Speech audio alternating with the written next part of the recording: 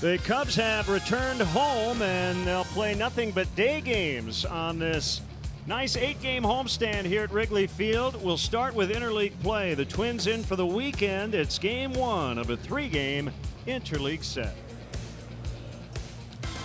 And welcome to Cubs baseball here on NBC Sports Chicago. It's a sizzler today. Jim DeShays and Len Casper with you. The Cubs went just 2-6 on the road trip, but at least they ended it on a very positive note. Yeah, indeed they did. Clayton Kershaw made the start for the Dodgers yesterday. He was really good early on, but was limited, so they got him out after 5, and the Cubs took full advantage of a young Walker Buehler coming out of the Dodger bullpen, including a 7-run 7th inning. Pretty much everybody in the lineup got in on the act yesterday. Anthony Rizzo had a 4-hit game. Nice to see the big guy get it going. Russell went deep. Almora went deep. Here's Russell's home run. Came out an 0-2 pitch, number 4 for him.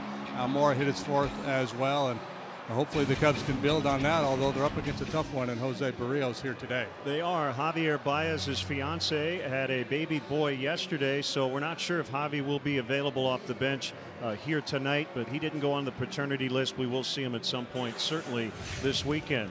Fun matchup on the mound. Left-hander Mike Montgomery, who's been terrific filling in for Yu Darvish. And as JD mentioned, right-hander Jose Barrios has been excellent for the Twins. Cubs baseball coming up next.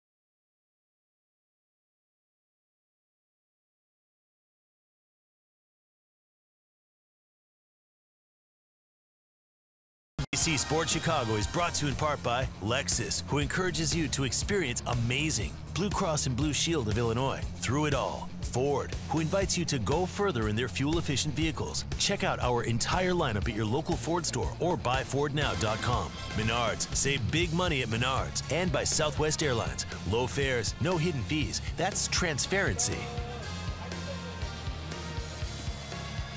Welcome back to Wrigley Field, and a lot of Twins fans in town not only this weekend but all week, as the Twins just finished up a series on the south side against the White Sox. They dropped 2 of 3 and won in extra innings yesterday, and we'd like to welcome all our viewers in the Charleston, Illinois area, watching on Consolidated Communications, and also around the world, those watching on the American Forces Network. Milwaukee won last night in Cincinnati. Cubs 2.5 games off the pace in the NL Central. The Twins are a second-place club as well, but they're 8 back of Cleveland in the American League Central. Minnesota coming in 7 games under 500. And it's their first trip to Wrigley Field since 2009. Left-hander Mike Montgomery gets set to work, and let's check in on the Twins Southwest starting lineup, written out by Hall of Famer Paul Molitor. A lifelong Twin. Joe Mauer will lead things off and play first. Escobar and Rosario, lots of extra base hits for those two guys. Very dangerous 2 and 3. Brian Dozier, dangerous but having a down year. He's due to be a free agent after the season. Switch hitting Robbie Grossman is in right. Left-handed batting Max Kepler won the game with a bases loaded walk and extras yesterday. He's in center.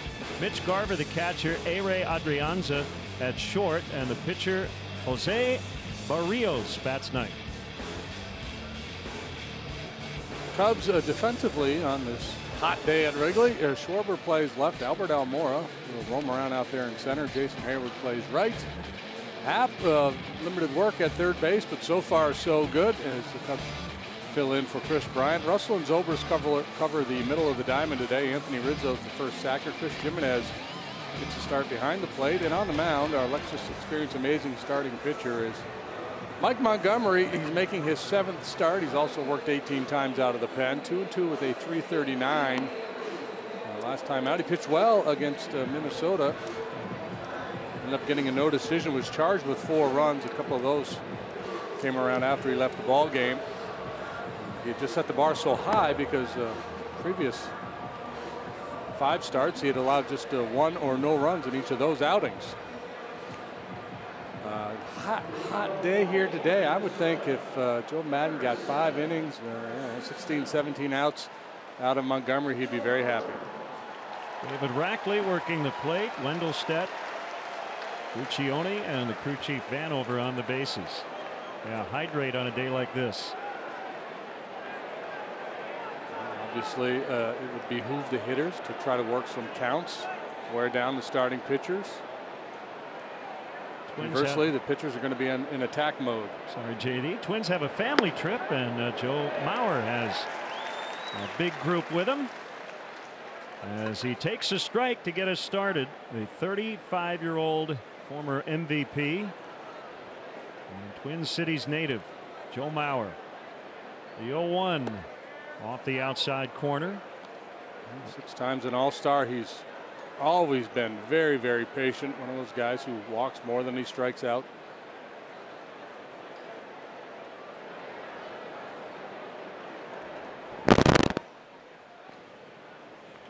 Now 2-1. But not hitting for power. Just 1 home run so far this year. Against left-handed pitching, he has a slugging percentage of just .306. 10 career games against the Cubs. But some of those games were at the old Metrodome. As he drives one out into left, Kyle Schwarber will make the catch.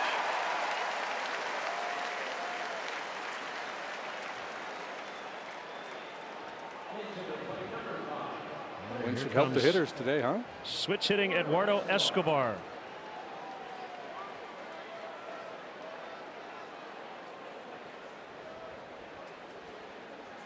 Montgomery likes to keep it on the ground and would be wise this afternoon. Big swing and a miss by Escobar, who has a 14-game strikeout streak. That's the longest active streak.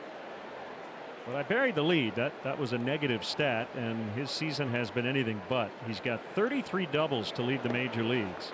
And you'd like to have him bat right-handed as much as possible this weekend. It's been a lot better. Yeah, 239 from this side. Yeah, the doubles, he's on pace to set the all-time single-season record. A fellow by the name of Earl Webb had 67 doubles back in 1931.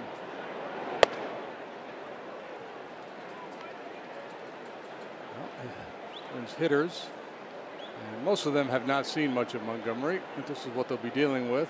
Fastball, curve, change, and little slider slash cutter. But mostly fastball, curve, change with Montgomery.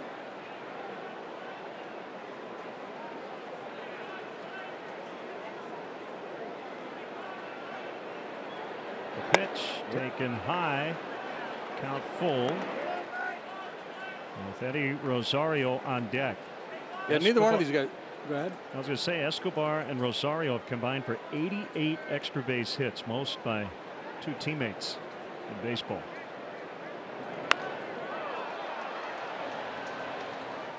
Yeah, they're not high walk guys, so they're looking to swing the bat, and they've been very effective doing that.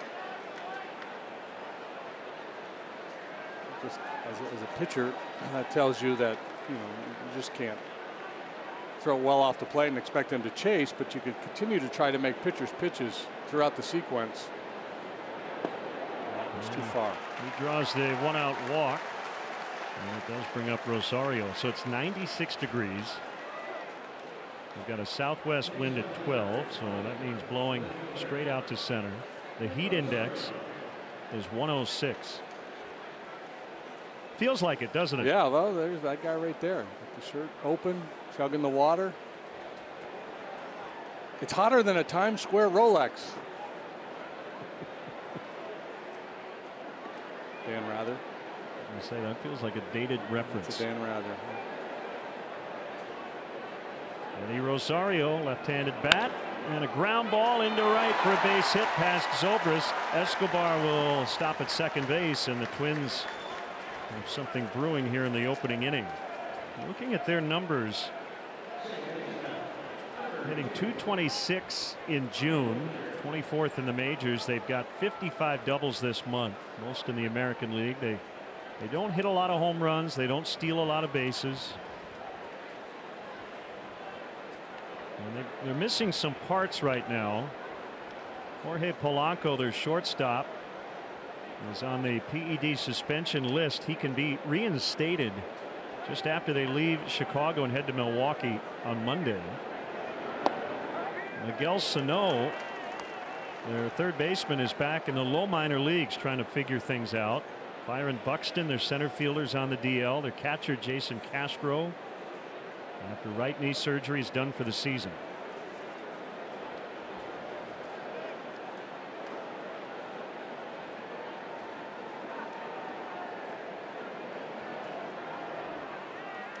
Tenth in the American League, excuse me, runs per game. The 14th in batting average, hitting just .234 as a team.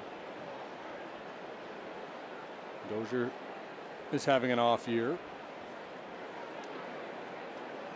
42 bombs a couple of years ago. Yeah, they were a wild card team last year.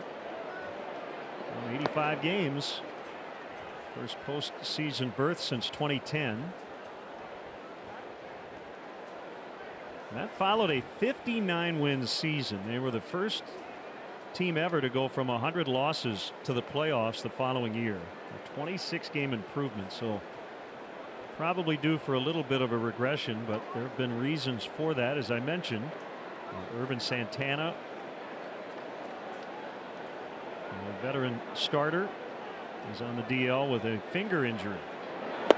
Swing and a miss, 1-2. Yeah, he's in the midst of his second rehab assignment. Buxton's on a rehab assignment right now, and I guess the question the Twins have to ask themselves, do they have enough firepower if they get those guys back to make a run at the Indians or a wild card spot in the American League? The statistical projections have them as a less than 2% chance to make the postseason this year. So they may be in back up the truck mode. They have a number of guys are going to be free agents at the end of the year. Look out, that ball rocketed into the Cubs dugout. Dozier is one of those guys. Yeah, so you come into the season thinking, well, if everything clicks, these free agents we signed and deals we made, if it all clicks, You could be a very competitive team, and then when it doesn't click, you have to make an adjustment. Cleveland threatening to go all Secretariat on the American League Central.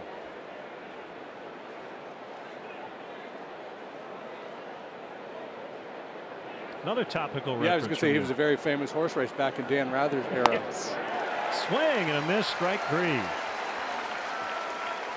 would say Justify, but Justify can't carry Secretariat's shoes.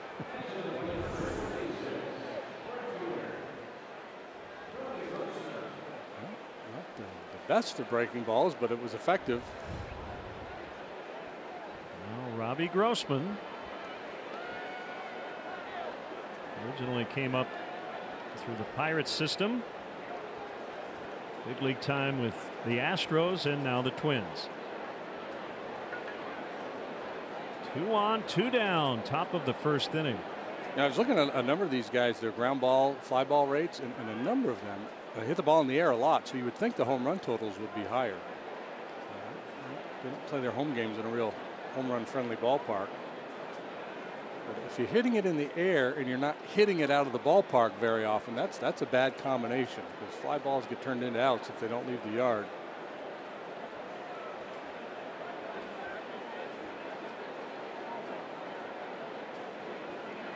Escobar at second, Rosario at first. The pitch to Grossman. And he's in the zone for a strike. With no DH in this series, it's a bit of musical chairs for an American League manager. And no Logan Morrison. And the Twins lineup today. He homered yesterday for the White Sox, or against the White Sox. Outside for a ball, 1-1. 13-inning ball game yesterday, 2-1, with a walk-off walk in the game. Well, tying it was the top run of the also, 13th walk. Yeah, and right, and the tying run scored by the White Sox was a walk as well.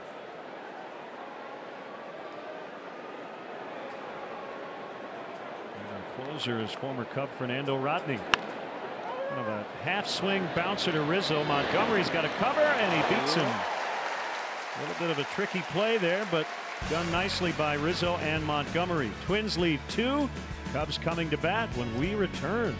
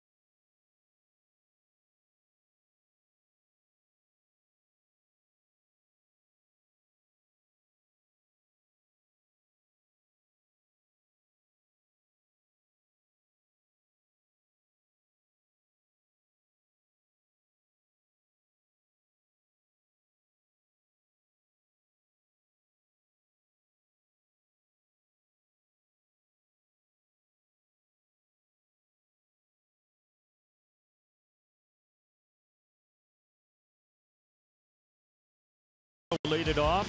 Hayward, Zobrist, and Rizzo 2, 3, and 4. Addison Russell batting 5th. He knocked in 4 runs yesterday in LA to tie his career high. Schwarber's in left.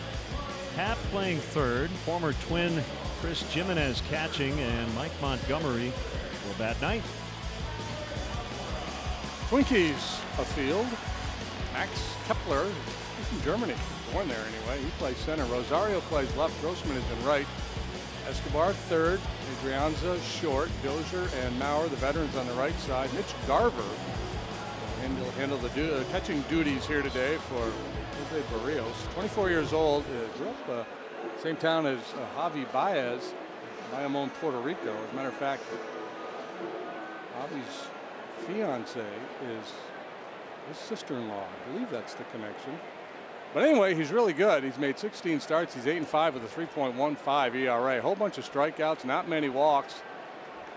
A couple complete games already in an era where they rarely happen. 1-0 the count on Albert Almora Jr. 17th start of the year for Barrios. Wrigley Field debut. And the leadoff man is presented by Binny's Beverage Depot. If Almora gets a hit, Binny's will donate $100 to the Greater Chicago Food Depository. Hanging away, trying to get that outside corner, can't get it. He gets real good run on his two-seam fastball. Maybe what he's trying to do there, work that ball off the plate, try to get it to run back to the corner. He needs to recalibrate. And there's a strike. Almora has not walked unintentionally in his last 78 plate appearances.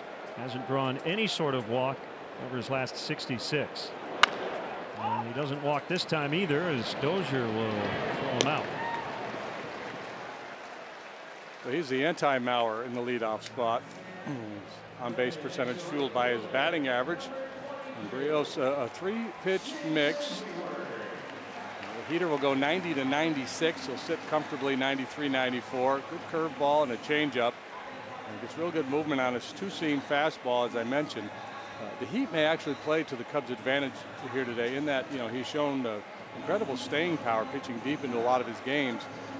But it might be tough to do on a day like today. It might mean an earlier call to the bullpen than you would normally anticipate with him out there. And Twins coming out for 13-inning game. Sure, they've got some tired arms in the bullpen. Jason Hayward with the go-ahead RBI double as part of the 7-run 7th on Thursday at Dodger Stadium. And he takes wide for ball 1.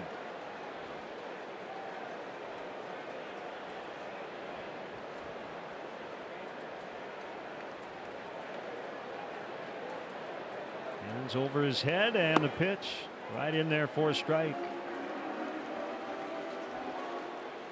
That's about what he averages, 93 on that fastball. He threw 96 when he was in high school.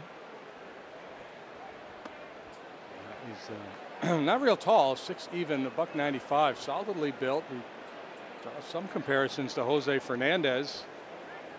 Talking with Joe about him today, he was watching the video and he reminded Joe a little bit of Pedro Martinez.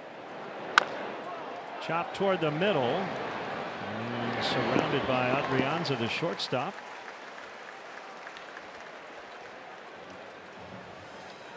Either way, those are two great comps. If you're 24 Yes. years old pitching in the big leagues and people say you remind me of Pedro or Jose Fernandez, you've got a pretty bright future. Switch hitting Ben Zobrist. 381 on the road trip.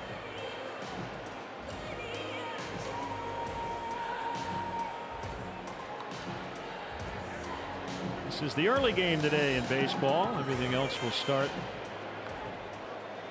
no earlier than 6 o'clock Central, and it's an odd start time for sure here at Wrigley Field. And as far as we know, this is the first regularly scheduled 4:05 game at Wrigley, and that's because the Cubs wanted to push things back after getting in late last night from LA. Barrios goes 1-2-3 in the first, 0-0 after an inning.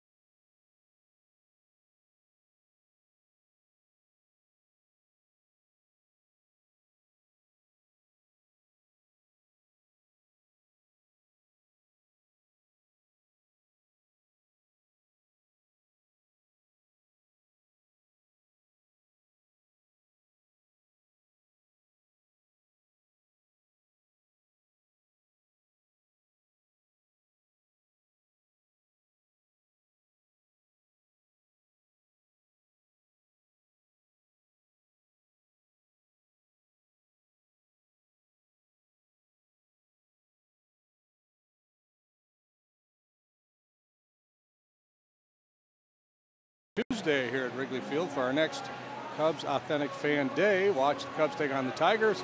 Visit the Authentic Fan booth inside the Gallagher Gate and grab free sunglasses while supplies last.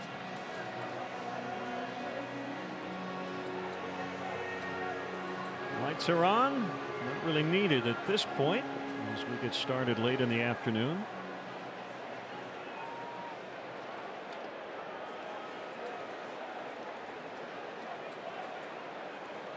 German-born Max Kepler will lead it off for the Twins.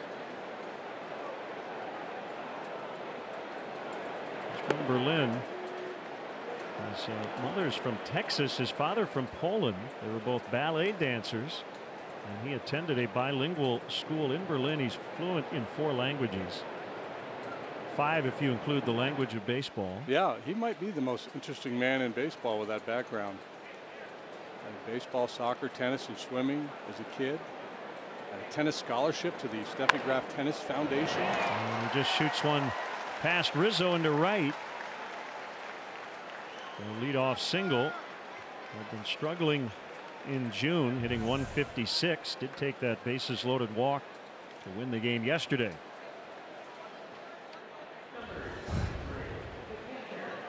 Now Mitch Garver, the catcher.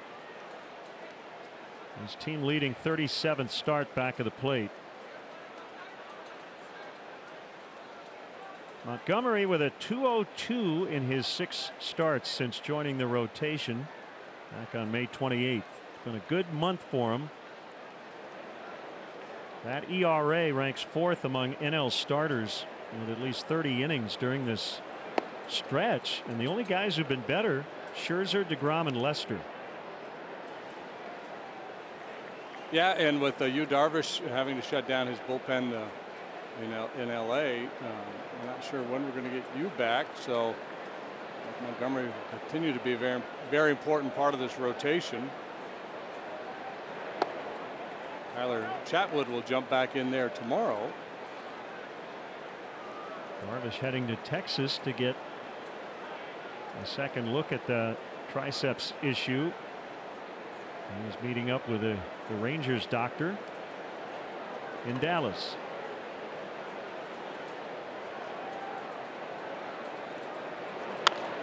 Fouled away by Garver.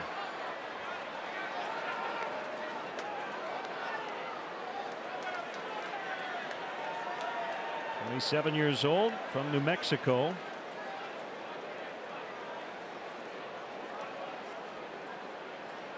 This is the first time he'd made a major league roster out of spring training. He played 23 games for the Twins last year. Hit a .196, 46 at bats. Lifetime .271 hitter in the minor leagues. Cue shot off the end of the bat. Long run by Zobrist, and it gets by him. It would have been a hit either way, but after that ball got past him, that allowed Kepler to advance to third. So a very soft single, but placed in the right spot. Yeah, and Zoe's not just playing double play depth. He's playing strong pull, so he's even further away than you normally would be when you're playing for 2. Oh, that had to be frustrating, though. As slowly as that ball was hit, you're Mike Montgomery to watch that thing just roll and roll and roll on into the outfield. So near the bottom of their order, they've got runners at first and third with nobody out. And it's Ere Adrianza, the former Giant. Switch hitting shortstop. Yeah, and he's got very good numbers against left-handed pitching. 314, 375 on base, 451 slug against lefties. Cornermen pulled in, back and in double play depth in the middle. And Montgomery will throw over. And that, more than anything else, was to see if Adrianza might show bunt. Gene Glenn down at third base is the Twins coach, former Cubs coach. Good to see Gene back here at Wrigley Field. Nice foul. The hitting coach is James Rowson, former Cubs coach. Busy weekend for Ron Coomer and Randy Bush, the former Twins, as they meet up with a lot of friends who are in town. In fact, Ron Coomer was in the Twins lineup hitting cleanup right behind Paul Molitor the first time the Twins played at Wrigley Field. That was September 1st, 1997. Molitor hit third, went 2 for 4. Coom hit fourth and went 1 for 3.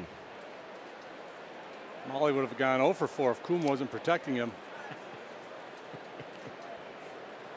Paul Molitor, 3,319 hits in his Hall of Fame career, 10th all time.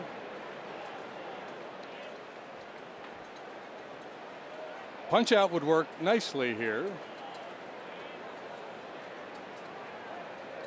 A kick in the 0-2. And it's tying outside. Paul Molitor is 61.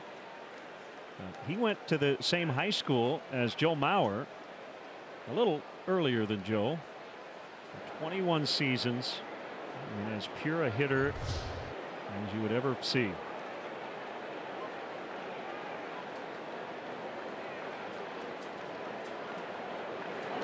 Terrific base runner. He wasn't the fastest guy, but he stole 504 bases. There are two Cubs who kind of remind me of Molitor. Chris Bryant with his base running, and Tommy La Stella with his swing, even though he's a left-handed. Yeah, Molitor was real quiet. Required almost no load at all. Just threw the barrel at the ball, and was really hard to fool.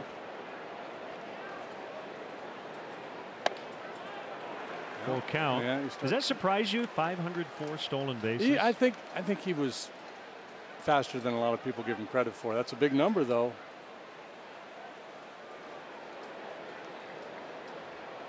On the all-time hit list, sandwiched right between Carl Yastrzemski and Eddie Collins.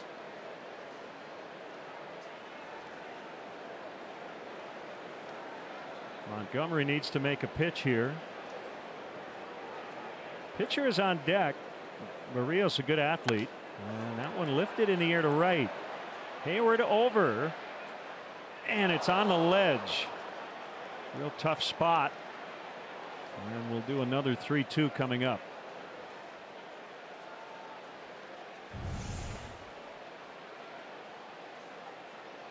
Well, the idea of being efficient early to try to save some energy on this hot day, not really playing out right now for Mike.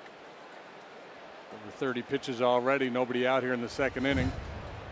Working that elevated fastball, trying to get the swing and miss from Adrianza. He was patient until that last one, and he tried to go bury that breaking ball down. It looks like he wants to drive in a run. And he pops it up on the infield. Zobrist makes the catch.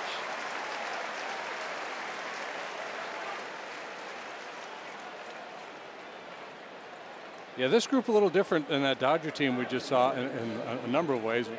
One, the Dodgers really slugged. This team doesn't, and the Dodgers much more patient than this group. Rios 2 for 6 in his career. Kind of a fun note. No Twins pitcher has homered in the DH era. The last Twin pitcher to hit a home run was Jim Cott on June 11th, 1972 at Municipal Stadium in Cleveland. Ball one. They're thinking safety squeeze here.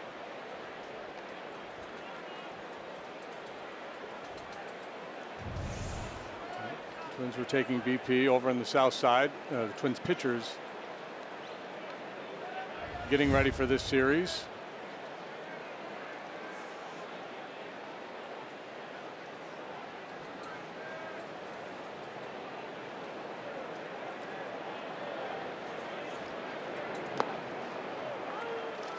Bunted through it. It's 1-1.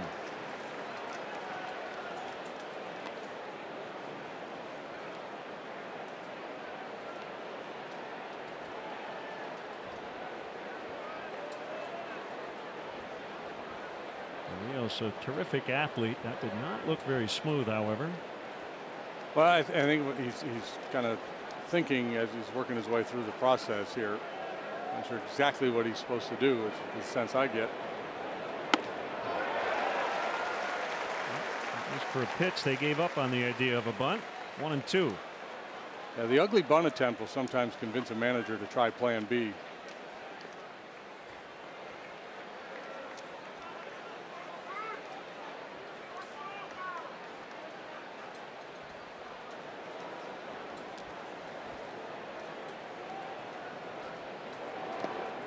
He went. That's a strikeout. And Montgomery not out of the woods completely, but 2 outs, and it will bring up Mauer.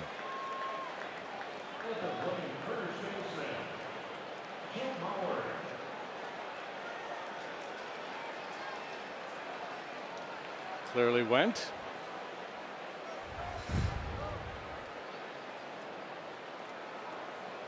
For Joe Mauer, this is his 1,781st game. So he is within 2 of Kirby Puckett for second on the Twins all-time games played list. Harmon Killebrew is the career leader with 1,939. So that's since they moved to Minnesota from Washington. They began play as an original American League franchise, the Senators, in 1901. But only won 1 World Series in Washington, 1924. They have won a couple as the Twins, 87 and 91.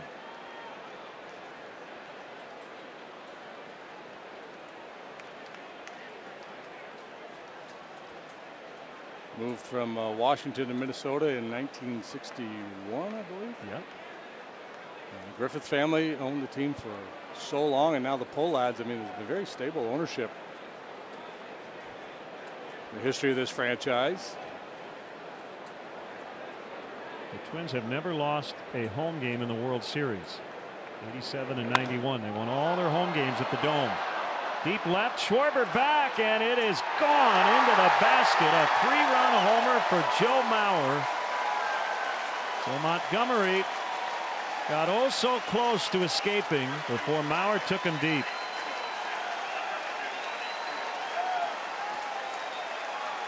This ballpark has played pitcher friendly most of the year. Today, when the wind blowing out, a different story, and this is a 2-0 pitch elevated off the bat. It didn't look like much, but it just continued to carry, and finally ride on out of here. It's a Ford home run replay, just the second one for Mauer this year.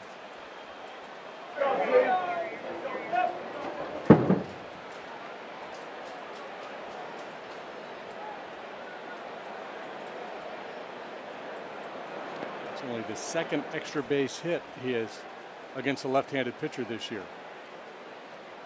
Second career homer for Mauer here at Wrigley Field.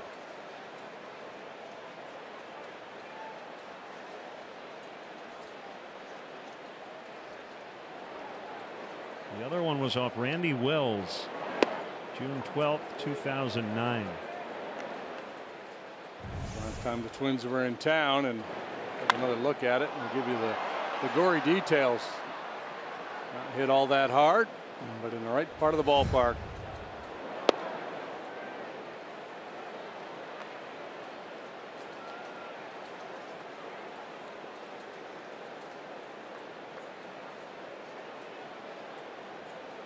Three 3-0 on Escobar, who walked in the first inning. And 3-1.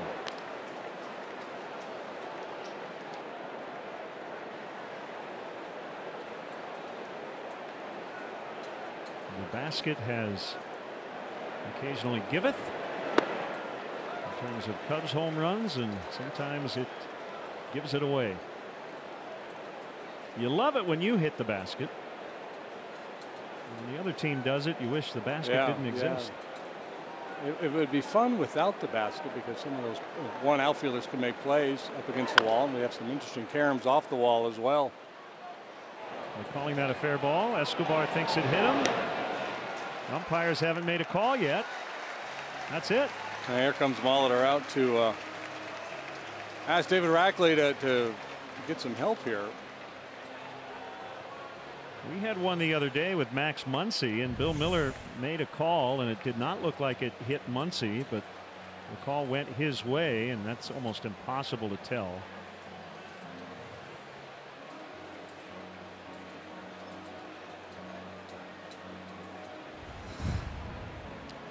reaction, it looked like it hit him just the way he reacted, but umpire can't make a call based on that. They have to know with some certainty before they overrule what was called at home plate. So they break up the meeting, and I think they're going to tell Molitor it didn't hit him. Or nobody saw it any differently, so we can't overrule the call at home plate. So that's it for the Twins. They get the homer from Mauer and lead 3-0 early.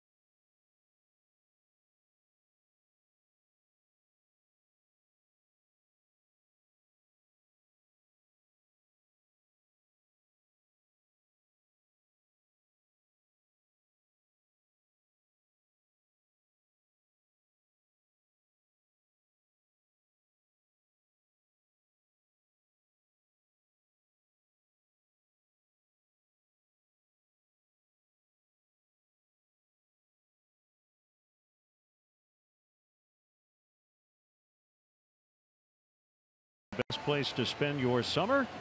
Visit Wrigley Field. Plan now and get tickets to weekend matchups against the Reds, Cardinals, and Padres, and support the Cubs to another division title. Visit Cubs.com and place your orders today.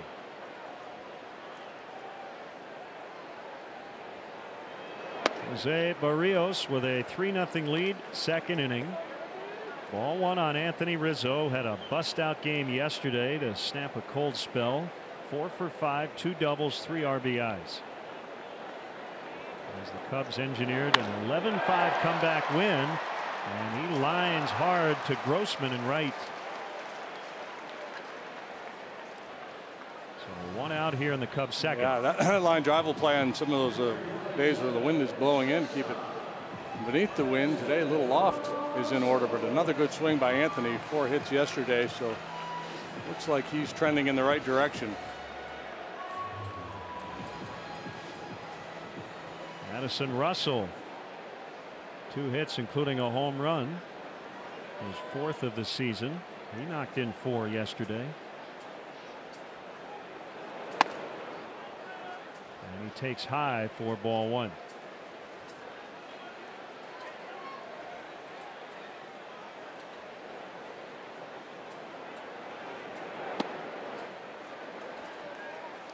Two balls, no strikes. Twins are 9th in the American League with a 4.17 ERA. Starters and bullpen ERA pretty much identical.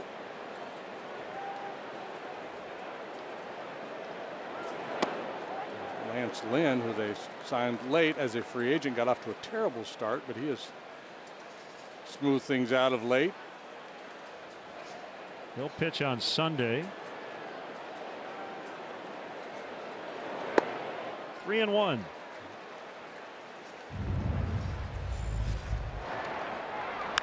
Well, they got Kershaw out of the game, and then they really opened things up against Walker Buehler and Eric Goodell. Yeah, it was an 0-2 pitch that Addison hit yesterday. Hanging splitter.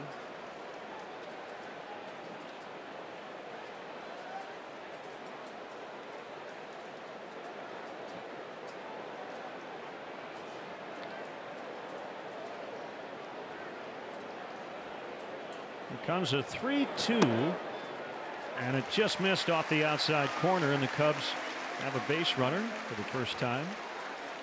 And as you enjoy a hopefully very cold Miller Lite, look forward to the whole true moment later on in today's ball game.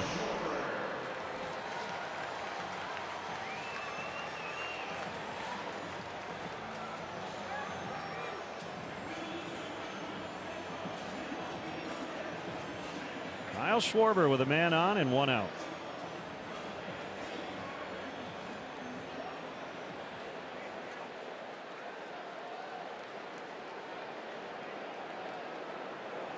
Rios with an ERA of about 2 over his last 8 starts. So a couple of hot starting pitchers matching up today. Popped up foul territory and caught by Garver near the Cubs dugout.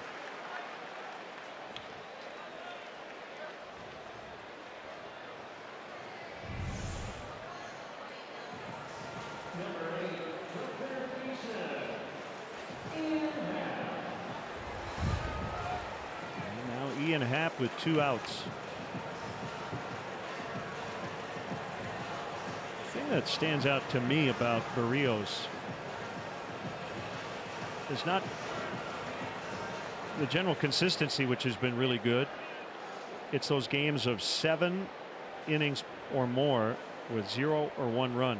He's done it 10 times since the start of last year, and just a handful of guys in the American League have done that. So he's the kind of guy, when he's on, he can be as good as anybody. Yeah, he's a front of the rotation talent, and it's just a matter of time before he puts it all together. I mean, the numbers are outstanding this year. He's got a 3.15 ERA. Strikeout to walk rate is outstanding. 27% strikeout rate. There's just a 5% walk rate. Outside to Happ. On a curveball at 78.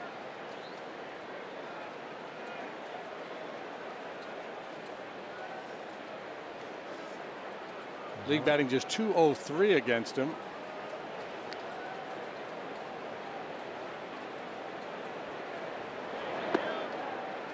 His whip is below 1. It's walks plus innings, or walks plus hits per innings pitched.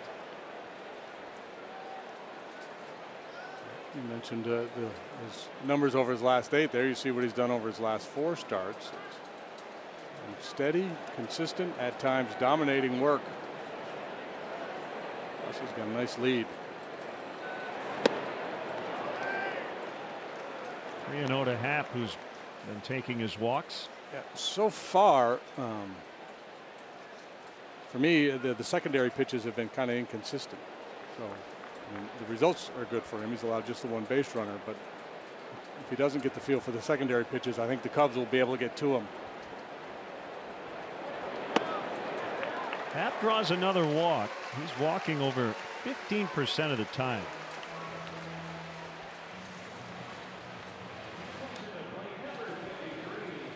And it's former Twin Chris Jimenez with 2 on and 2 down here in the second. Talk about it all the time. A day like today with the wind blowing out, walks can kill you. Start misfiring, and then you make a big mistake over the plate. Somebody hits a lazy fly ball, it ends up in the bleachers, and all of a sudden you've given up a crooked number.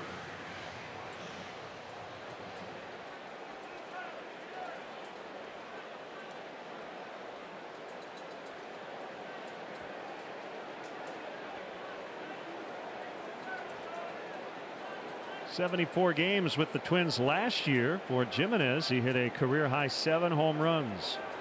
Also pitched 6 times. I saw him on the mound last weekend in Cincinnati.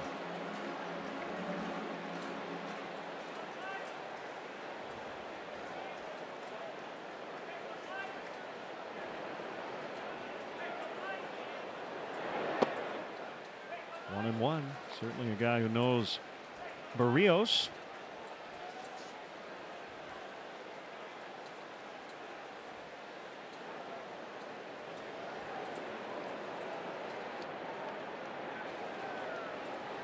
Berríos gets a lot of swings and misses on pitches outside the strike zone. Not that time. 2-1.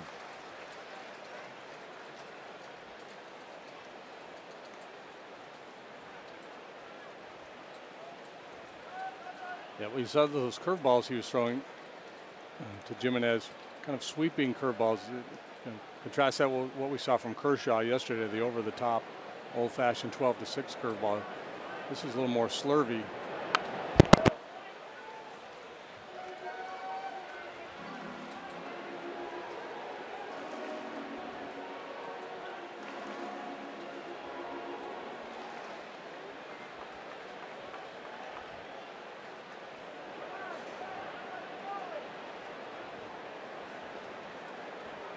Usually everybody around the game in uniform loves to play behind pitchers that work quickly. It keeps you engaged in the game, but you can't fault a guy for taking a little extra time on a hot day like today.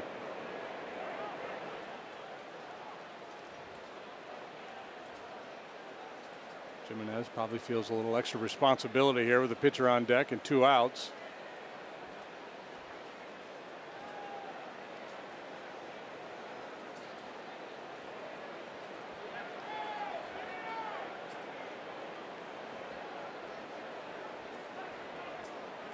Sets up a 2-2 and a ground ball to third.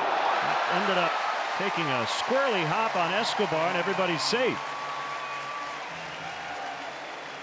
And he is hunched over. Hit him in the throat.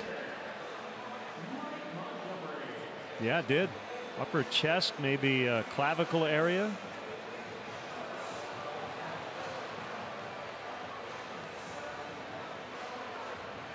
Always worry about that collarbone area. That's a tough spot to get hit. And it'll be a base hit for Jimenez. First one for the Cubs.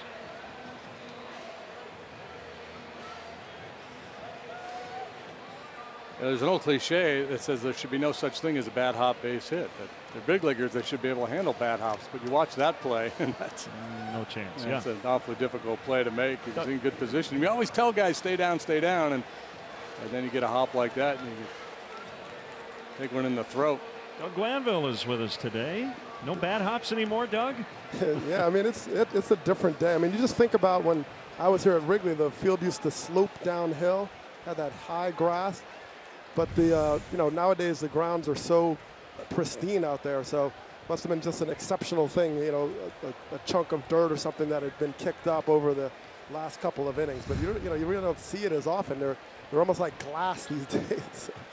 So credit to the grounds crew. It's just it's become such an art form. We'll check in with Doug a little later. Great to have him with us as Mike Montgomery swings and fouls back. Mike has one career homer. It was off R.A. Dickey in Atlanta last July. Yeah, and Mike with I should have done some damage with that pitch body language. I like it. So maybe an 077 hitter, but I'm better than that.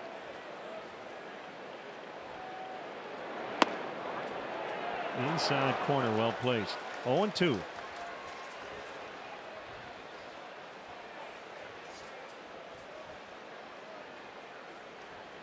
Mike 1 out of 3 with a double in his career with the bases loaded.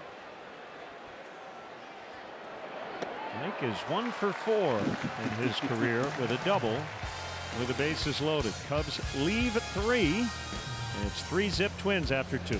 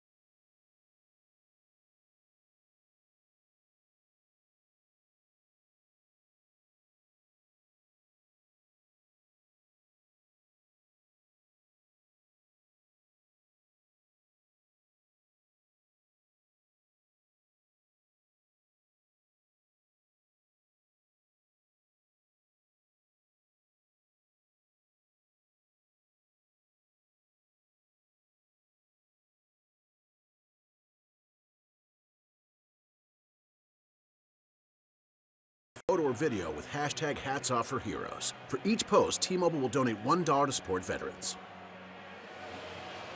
Hey, welcome back everybody. This Sunday, the Overton's 400 will take place from the Chicagoland Speedway, and you can see it at 1:30 on NBCSN. Dale Earnhardt Jr. will join the crew, so that should be fun. Riddle me this, Batman. Yeah. What do race car drivers do that major league hitters wish they could do all the time? Something about driving? Turn left. Turn left. Yeah. Yes, good. I like it. Oh, quality baby. A shot of Austin Dillon, and he'll join us a little later.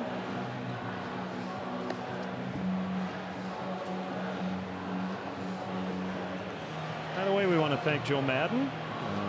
New line of T-shirts out. We got the Uncle Sam. I got the Mona Lisa. The Mona Lisa, and this will come in handy. Yeah. On a hot summer day. This might be a mid-game change right here. Kind of like a starting pitcher on a hot day. Get all lathered up. Throw on the Mona Lisa.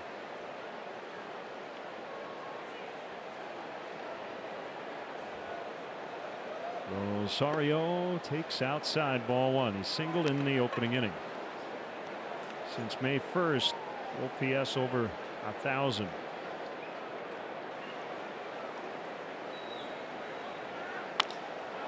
Driven out into center. Almora leaves his feet, makes the grab. A sliding catch by Albert Almora.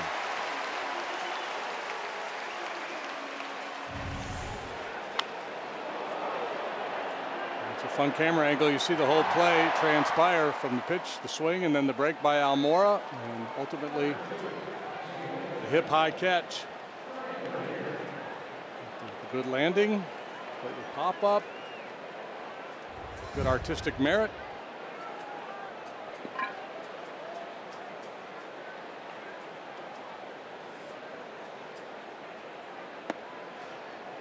Well, Mike could use a quick one here. Probably spent the in-between innings, or these pitchers today, both of them, as much as possible out of the dugout, up in the tunnel, or up into the clubhouse even, into some cooler air. Towel dunked in ammonia water over the head. Base hit to right for Dozier.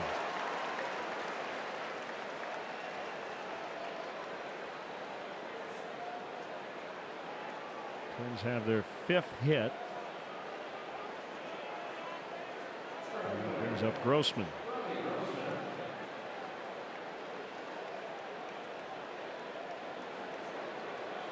Not inducing the ground balls like he normally does.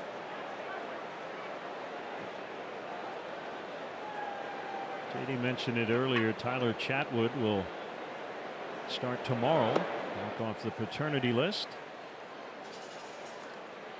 John Lester's scheduled to pitch on Sunday. There's the new dad with the glasses on. Yep. Welcome to the fraternity, Tyler. Carl Edwards Jr. will pitch for Iowa tonight as part of his rehab assignment. Horizon projected starters. Alberto Mejia will go for the Twins. So Cubs hoping Edwards might only need a couple of outings at Iowa today and maybe Sunday, and could be ready to be activated on Tuesday versus Detroit. Eddie Butler will join CJ and the I-Cubs tomorrow, as he has been in Arizona rehabbing his groin injury. Chris Bryant back to some baseball activities before the game today. He is eligible to return on Tuesday. The Cubs had this in their notes. It was an 8-day road trip. Yep.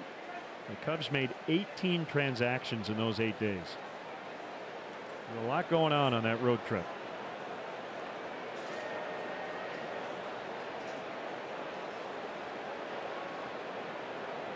One, 2 from Montgomery is taken low on a curve.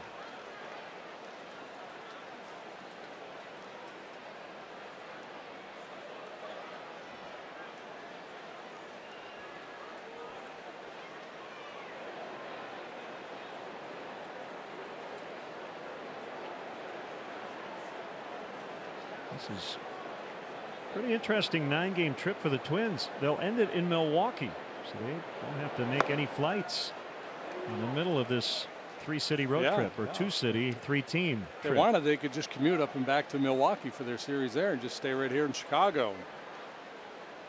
And there's a bunch of family on the trip for the Twins, helping to boost the local economy. I'm sure they're spending a lot of money on Michigan Avenue. Runner goes on a 3-2, swing and a miss. Throw to second is in time. Strike him out, throw him out, double play. Grossman and Dozier. And the Twins finished in the third, leading 3-0.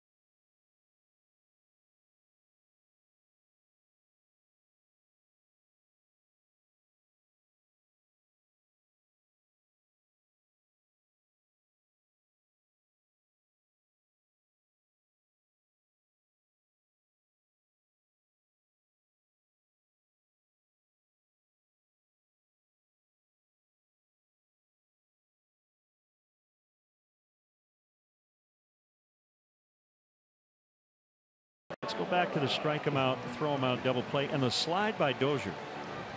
Yeah, I mean, when you look at the slides, you know, more and more you're trying to avoid tags and go straight in. So you see how he dives to the side. You're losing a lot of ground there.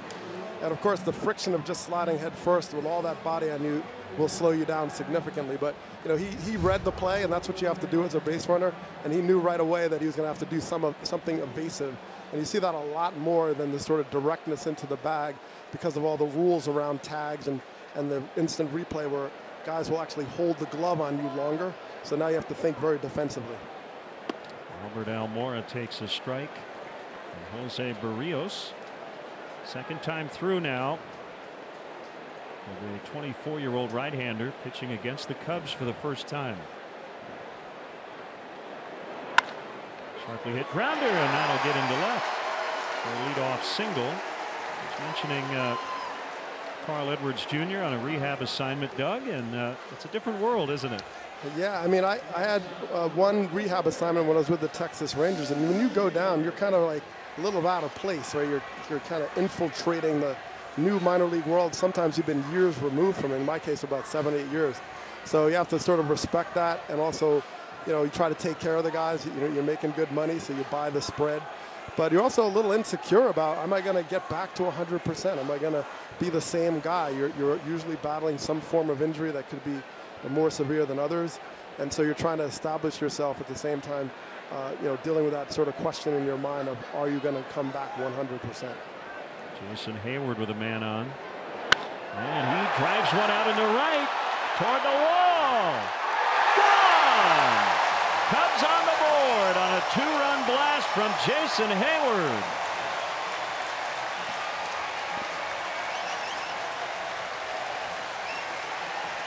He's been hitting the ball in the air a lot more this year than in the past, and I think the early season, the wind blowing in, really hurt him at times. But I'm not really going to knock this one down on most days.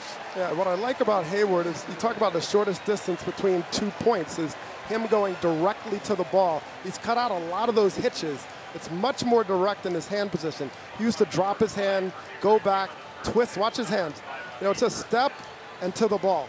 That is not the Hayward we've seen over the last couple of seasons. He had many more hitches. His hands would drop. He'd drop the bat, and then he'd come long around the ball. Now you're watching him take that downward plane, short and sweet, and making direct contact. So a Ford home run replay. Hayward with his 5th, and it's a 1-run ball game. And it's Ben Zobrist.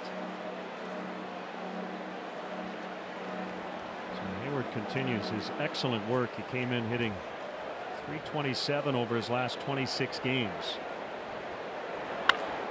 And that was off the foot of Barrios and right to Dozier. 1-4-3 for the first out. I want to go back to the rehab assignment stuff, and you know, JD as a pitcher can speak to this. When minor leaguers are facing established big leaguers, there's a little extra motivation.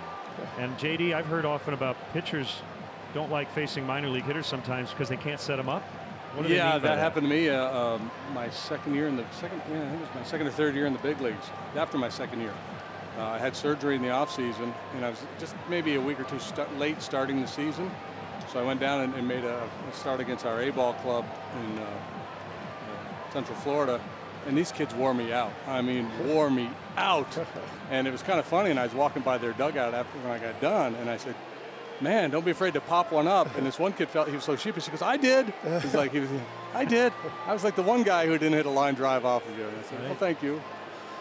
Yeah, that pride factor is interesting too, Doug. Absolutely. Well, I learned when I was in Daytona, the Daytona Cubs, in A-ball with the Cub organization.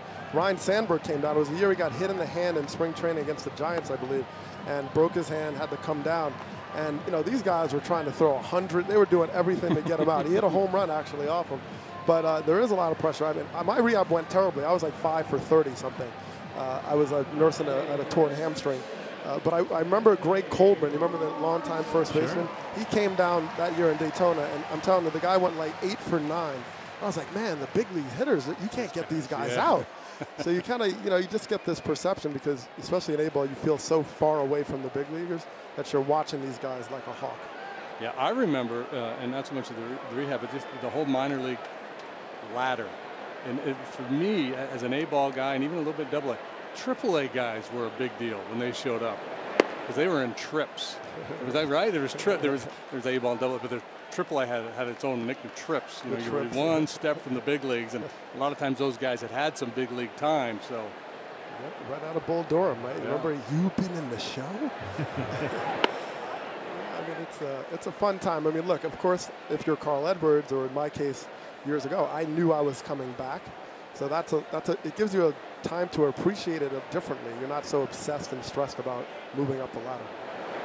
1-1 is inside to Rizzo. I remember going to an instructional league after my first year of pro ball at Pirate City in Bradenton, and Dave Parker was down there trying to rehab or get in shape, and he was just jogging around the complex. I couldn't take my eyes off him. It was just like, that's Dave Parker, man. I just starstruck. Ground ball hit right to the shortstop. Brianza for out number 2. And it will bring up Addison Russell. I think, Ryan Sandberg really helped me out a lot on that rehab assignment because I was a very low-key, kind of nonchalant style. And I took some criticism of that coming up as like, you don't care. You kind of had that, sort of assumption about me. And I watched Sandberg, who basically didn't speak much for 3 days and came down and just did his work and was well-respected and had a plan at the plate. And I realized that there was a lot of ways to be great in this game. And that was very validating as a young player. 1-0 on Russell. Doug, did you know? You may have supplied this information. The Big Poppy's first plate appearance at Wrigley, you caught the ball, is that right? Yeah, I believe so. He was with the Twins, and his first at bat of his major league career, he flew out to left field, and I was in left field. So I'll be on his videotape at home for the rest of the time. Very cool. 3-0 on Russell. Yeah, a lot of fans forgot that he started with the Twins. He did. go well. It was a different name at one point, right? David Arias or Correct. something. Yeah, it was a different time. But I was excited about interleague. I was part of that first year. There's a strike. It's 3-1. When interleague play started in '97, it was just Central, Central, East, East, West, West. They've mixed things up to make sure everybody plays everybody in a cycle of 3 years. So the home run by Hayward. He pulled it to right. A 2-run shot. And the Cubs are within a run. It's 3-2 Twins after 3.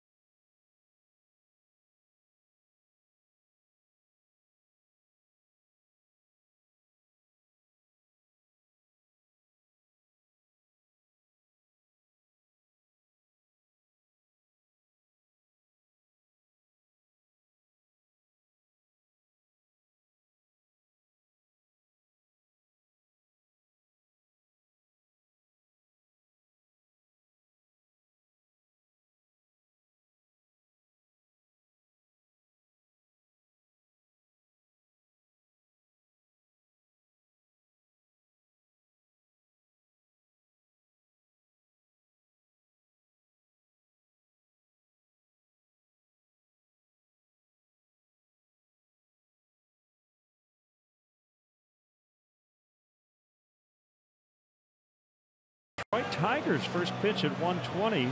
Up to the first 10,000 early arriving fans get a fun Cubs-themed Hawaiian shirt presented by NBC Sports Chicago. Good seats are still available for that game. Visit Cubs.com today. We hope to see you here at Wrigley next week. Tigers in a tailspin currently. They have dropped 9 in a row after they got to within 1 of the 500 mark. One strike on Max Kepler. Single and a run in the second.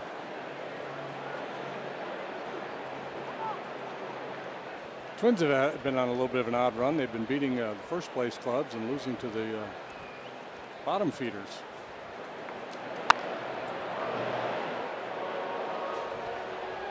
Coming off a series loss to the White Sox. Lost 2 out of 3 to the Rangers after winning 2 out of 3 from Boston and Cleveland. It's just baseball being baseball.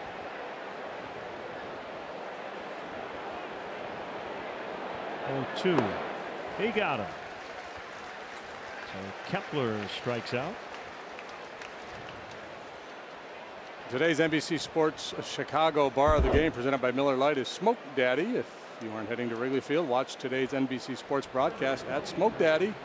To see the complete list of the bars of the game presented by Miller Lite, visit NBCSportsChicago.com.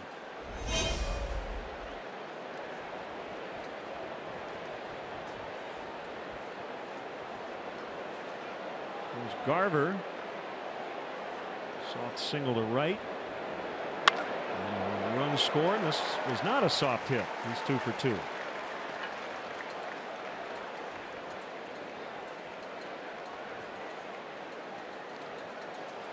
Jason Castro, frontline catcher, done for the year. He blew out his knee in May. I think that's the second time that's happened to Castro. Really good defensively.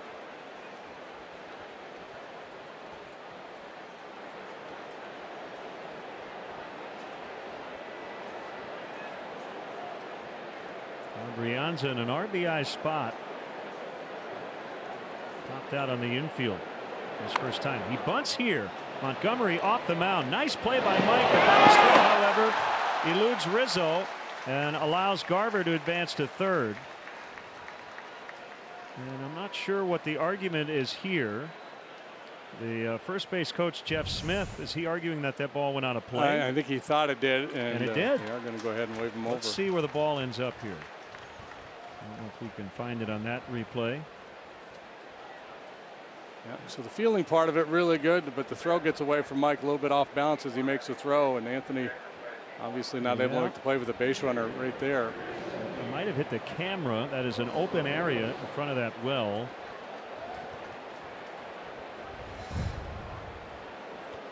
I'm going to credit him with a sacrifice, but clearly you wouldn't be sacrificing there with one out in the inning and the pitcher coming up next. Honestly, I might have given him an infield hit. A good throw would have gotten him, but that was not an easy play by Montgomery. And that's a play where maybe Ian doesn't have a lot of experience there at third base. And it might have been ultimately an easier play for him to make. Sack bunt error. Infield in. Against the pitcher, Barrios. Struck out last time, but he's got a pretty good hack. As you mentioned, he's a good athlete.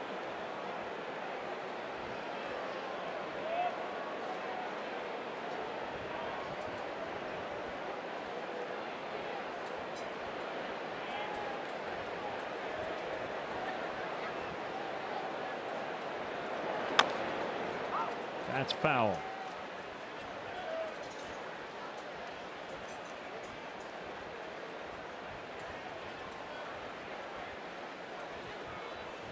This is well, it's a couple of things. One, Barrios not likely to hit the ball with any pace through the infield, so it makes sense to pull the infield in, but also a tip of the hat to his ability to shut you down, even with the wind blowing out, because normally this stage of the game at Wrigley Field with the wind blowing out, you would not pull your infield in.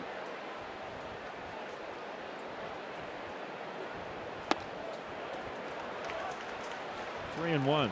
So the question, Paul Molitor, is this a total take for Barrios, or will he let him swing away? I'm guessing second and third, he might let him swing. Yeah, just I talked about him being a good athlete. I don't know if Molitor trusts him to have a good approach at the plate. Turned him loose.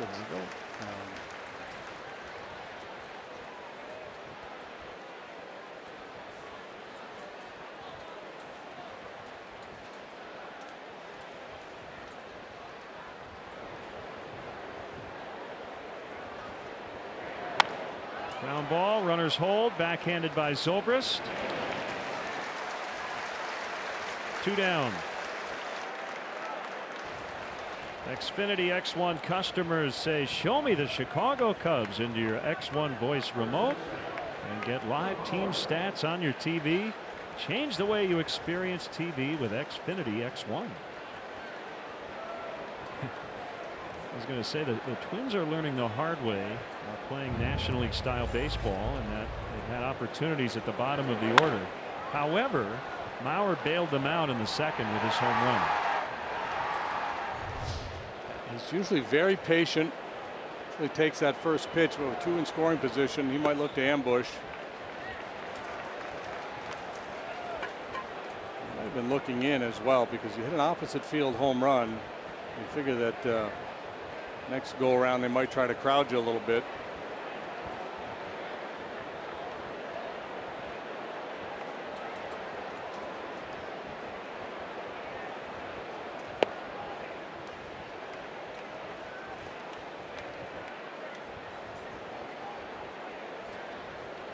Has dealt with some injuries over the years, and the one we're always keeping an eye on is the concussions. The one he suffered in 2013 basically kept him from catching again.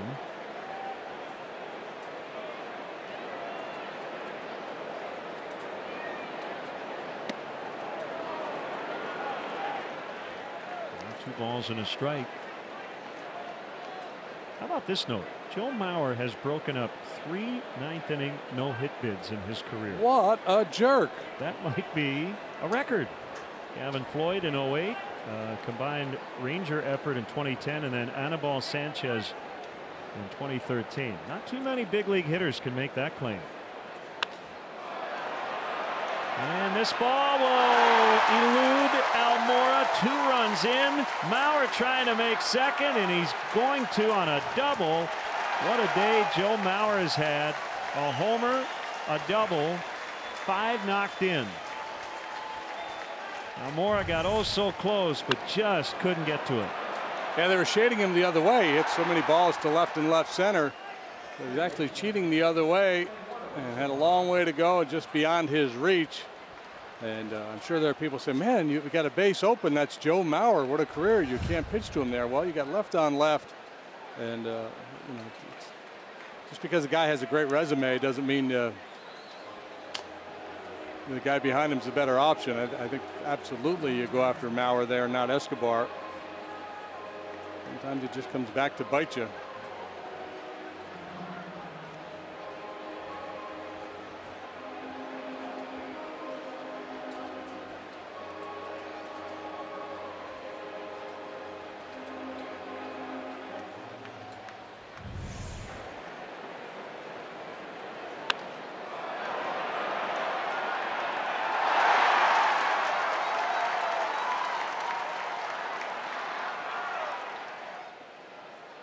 He's got 6 total bases today, 5 RBIs, 13 on the season coming in.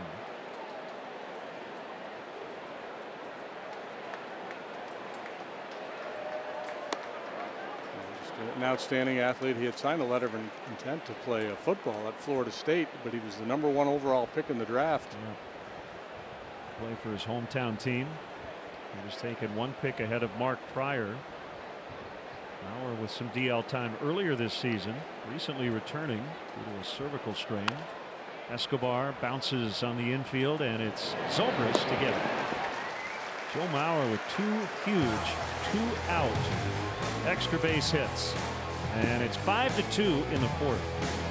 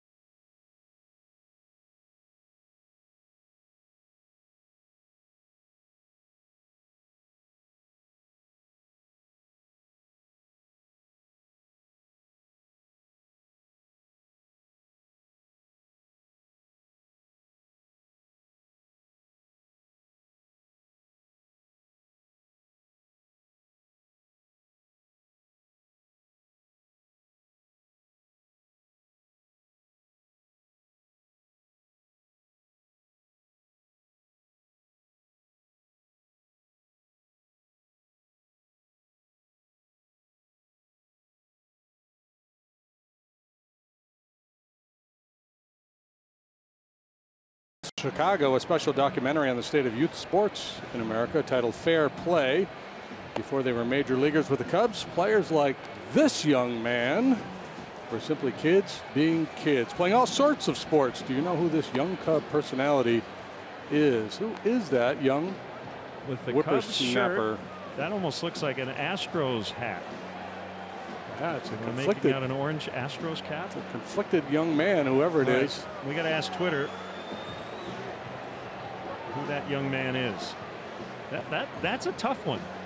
A lot of them have been fairly routine this week, and I would say Twitter has been all over it. I don't know that I have a good guess on that one. I'll give you another look at it here in a second. See if people can figure it out. I will give a shout out to the first person on Twitter who. I'd be Ian Happ. Could be Ian Happ. Ian Happ is an interesting choice. A strike on Kyle Schwarber. It's 5-2 Twins. Huge day for Joe Mauer. We're only in the 4th inning.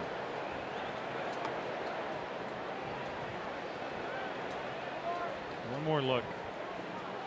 I would ascribe scrappy to this player. Hard-nosed and scrappy.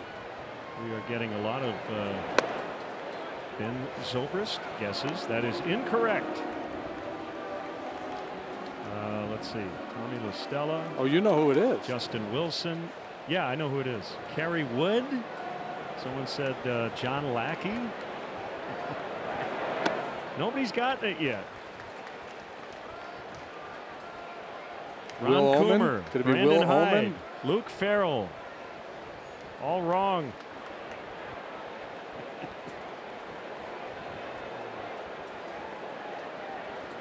Tom Hellman. Schwarber draws the walk. So that is the 3rd walk surrendered by Barrios. Yeah, nothing coming easy to either pitcher here today, and I think the heat's playing a big part of it. It sucks the life out of you. It's a real battle. Be tough-minded and try to fight through it.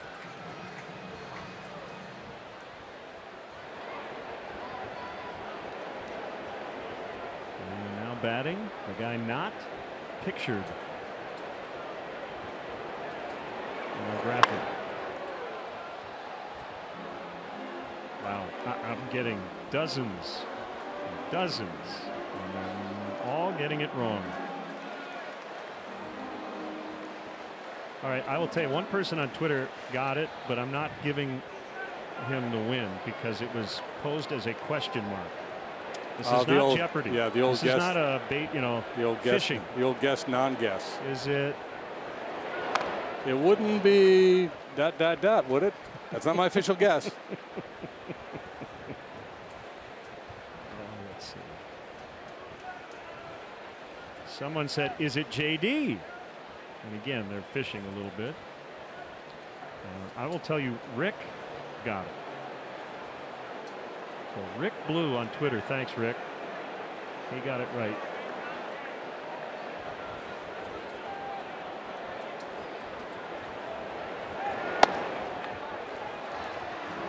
We saw Happ get on top of a high fastball the other day in L.A. Might have been yesterday, might have been the day before. They all tend to blend together. He gets worked upstairs a lot, but he can get into a little bit of a groove where he's able to get on top of that elevated fastball. Got to keep that shoulder up and emphasize the top hand.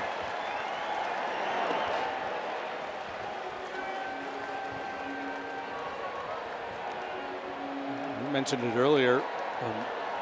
Barrios a high chase rate this year, but the Cubs doing a pretty good job not doing that. He's got just the one strikeout today, and that was Montgomery back in the 2nd.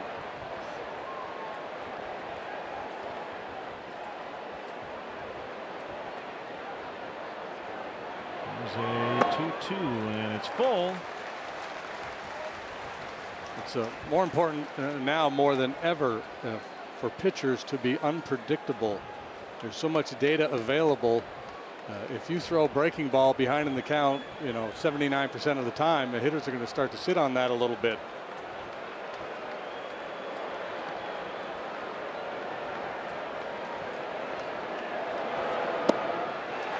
Back-to-back walks. Okay. Who was the mystery man? Fair play young Cub. Hey, there you go. So Lenny the K. My mom sent me the picture. I don't remember that I played for the Cubs. I clearly did. And let me read the rest here. The documentary Fair Play, Youth Sports in America, takes an inside look at the multifaceted world of organized sports. And it airs tonight, 7:30 p.m. right here on NBC Sports Chicago. I do know that that was a Houston Astros cap. Yeah, Cub shirt. I Astros had cap. Circa. So what year are we talking there in that picture? It would have been probably 1981 or 2, possibly. Yeah. Yeah. What position did you play? I played second base, third base, and later pitched a little bit. Hard-nosed and scrappy, right? No. More stylish? I was a switch hitter in high school. Really? Yep. What's your natural side? Right. I probably should have just hit right. But I did hit one homer lefty. Yeah. Who was your guy? Who inspired you to Alan switch Trammell. Tram? But, oh, yeah. But was there a switch hitter that... No. I just thought it was cool.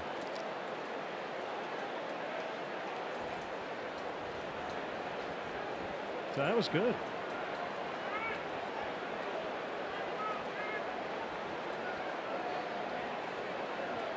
And the Cubs hoping for good things here as Jimenez bats with 2 on, nobody out. And with the Cubs trailing by 3, even though it's the 4th inning, Tommy La Stella is on deck. Yeah, workload and heat is going to make you think a little bit about making an earlier move to the bullpen. And certainly down 3 as well. A chance to break through.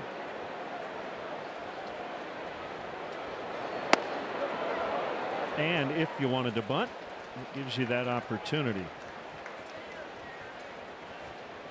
Watching the flags in center field, I don't think Joe would like to give up too many outs today. No, I think the bunt is a defensive play here. You're just trying to stay out of the double play. You don't want to ground into a double play and help him clean up the inning.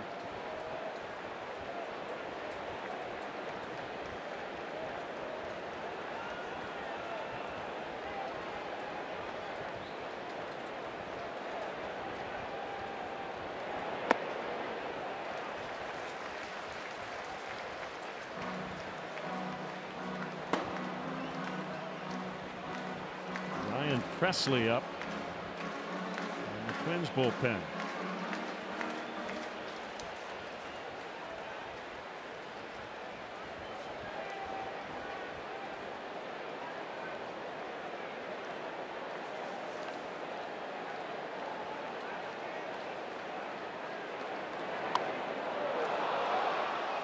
Two and two.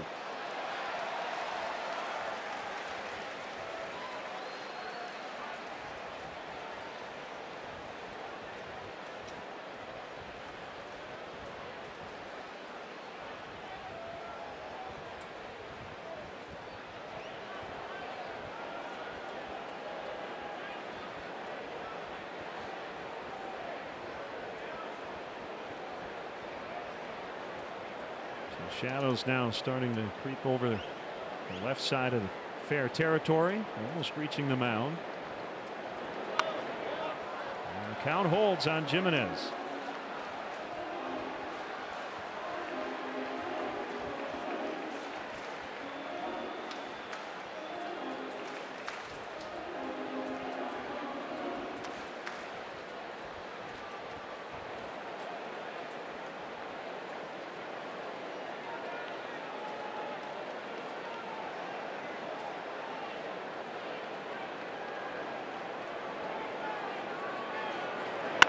Ground ball to third. They'll get one, and they turn it. 5-4-3 double play. So what's left is Schwarber at third. La Stella will be pulled back, and Montgomery will take the at bat with 2 outs. Yeah, and that's obviously why they were trying to get a bunt down early. Once it got to 2 strikes, tough to ask the guy to try to bunt in that situation unless he's just really good at it. So they let him swing, and it turns into an around the horn double play. Joe decides to keep his powder dry with La Stella.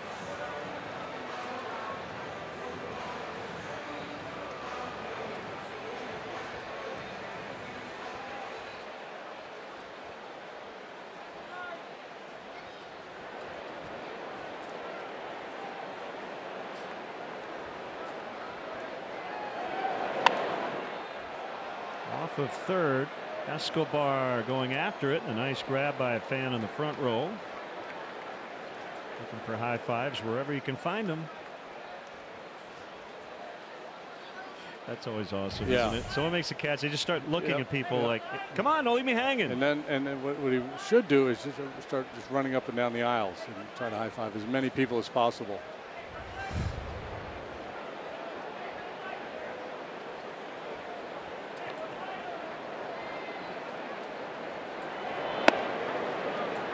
Oh, 2. I always found it interesting, and I think I've made this point before, probably hundreds of times before.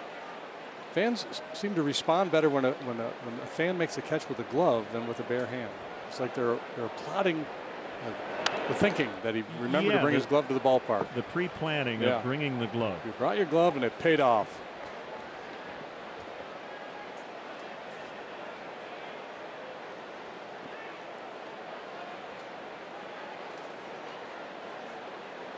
He's ready, at least for now. Don't be yawning, young man. It might come your way.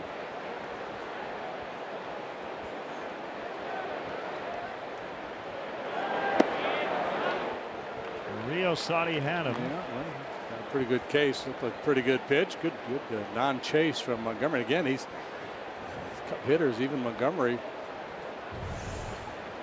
doing a nice job laying off the breaking pitch.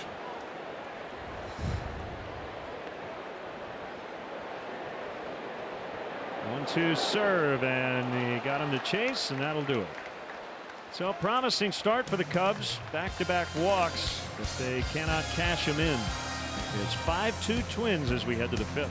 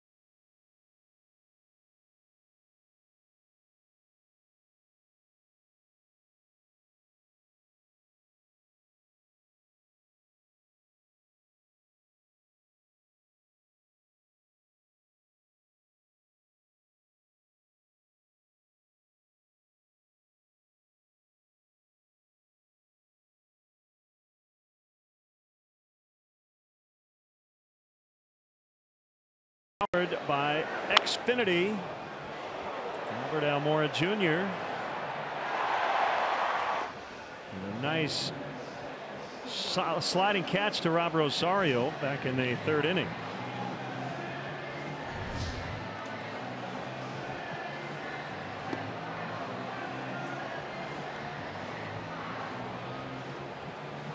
So Mike Montgomery will start the 5th inning. It could look like he might come out for a pinch hitter. And he'll face 3, 4, and 5 for the Twins, starting with Rosario. We have Doug Glanville with us today. And Doug, they had a moment of silence before the game today after the passing of Yosh Kawano, 97 years old. And Yosh ran the Cubs home clubhouse for decades. You knew Yosh well. We've heard so many great stories about Yosh. I'm sure you have one or two.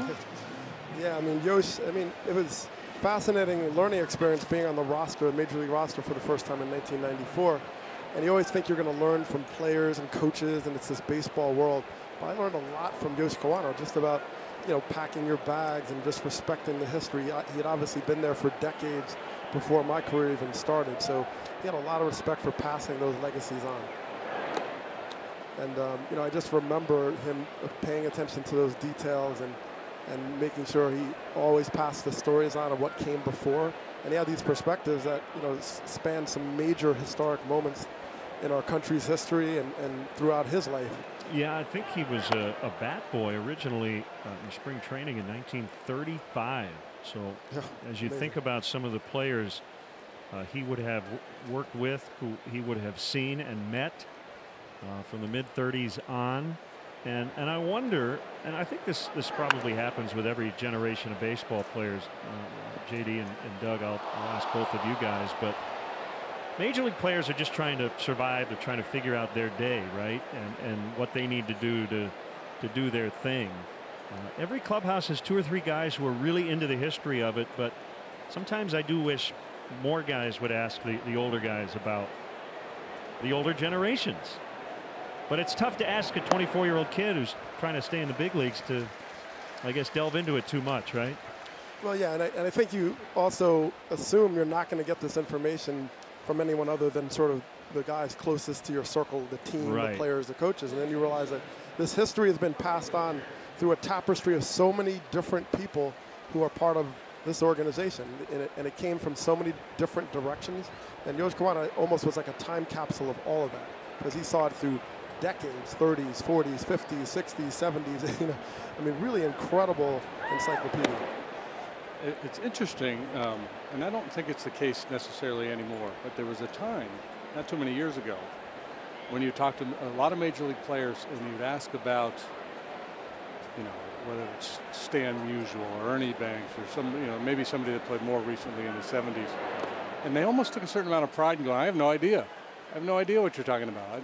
I didn't really follow the game. I just played the game. And I for some reason, I think a lot of it was bravado, and I'm not sure why a player would feel that way. But I know I had conversations with guys when I was working in Houston, and they would say things of that nature. And I wanted to go, you're lying to me, man. I know, you knew who player X was, Right. Yeah, and Yosh had all those details. I mean, Yep. well, just think about something like this. You arrive to the big leagues, and now you have to learn how to order your bats, right? You go to spring training. How do you order your bats? Because if you don't know how many to order, and if you break them and you run out of bats, you don't have any bats. These kind of details are a little bit lost in what are really important in how you adjust to major league life. Mm-hmm. And I remember one year I ran out of bats, and I was like trying to use, Jeff Brantley's and other guys, but Yosh and these guys in the clubhouse help you out a lot. Yeah, he would know. And then the next question would be, well, how many bats did Ernie Banks use in a season? Right. Or Ron Santo, or Billy Williams. I mean, Joe Mauer, there's all these stories about Mauer only going through like 5 bats in a season. And, the guys that could really square it up and hardly ever miss-hit it, those guys were legends. I broke bats like, 3 times a game. I mean, I was, hit it off the end, and there you go. You got to go get your bat order. And, so that culture was, so much beyond on the field. There was a whole world, a city of information that was out there. Yeah, you got to learn how to tip the clubbies on the road. Absolutely. Get your bags on the road. Right. Yeah, how much do you tip? And I talked to Frank Koppenberger, who is the clubhouse manager in Philadelphia, and he said Yosh taught him that he used to put everybody's helmet inside their own bag. There wasn't a helmet bag. And he said, look, if you lose the giant helmet bag, you lose all the helmets. So I put them in each bag so that everybody had their bag when they got there. So there was a strategy behind it. And I think the greater appreciation you had for all the support staff that made this team go is why, like, guys like Yosh, has a ring, and you really cherish it as a player. That all make your life easier and also teach you things. Grossman tried to hold and was successful. So 1 ball, 1 strike on him. Dozier the runner at first. Twins lead 5-2.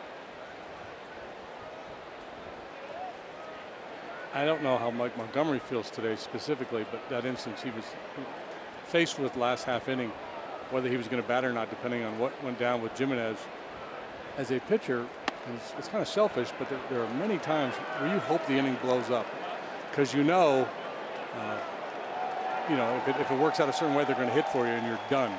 And as a pitcher, I remember a lot of times going, well, if we don't score here, that's good. I can get another inning, maybe 2 innings in.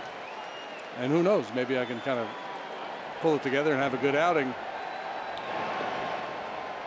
There's always either get a bunch or don't get any. It's kind of a weird way to think, but yeah, as a starting pitcher, when you only pitch every 5th day, you don't feel like you've done your job if you're being removed and it's only the 4th inning. And the Cubs have had a couple starters here in the last week or so who have been pulled, quote, early due to Joe pinch hitting to try to get back in a game, and Happ had that one go right through his legs.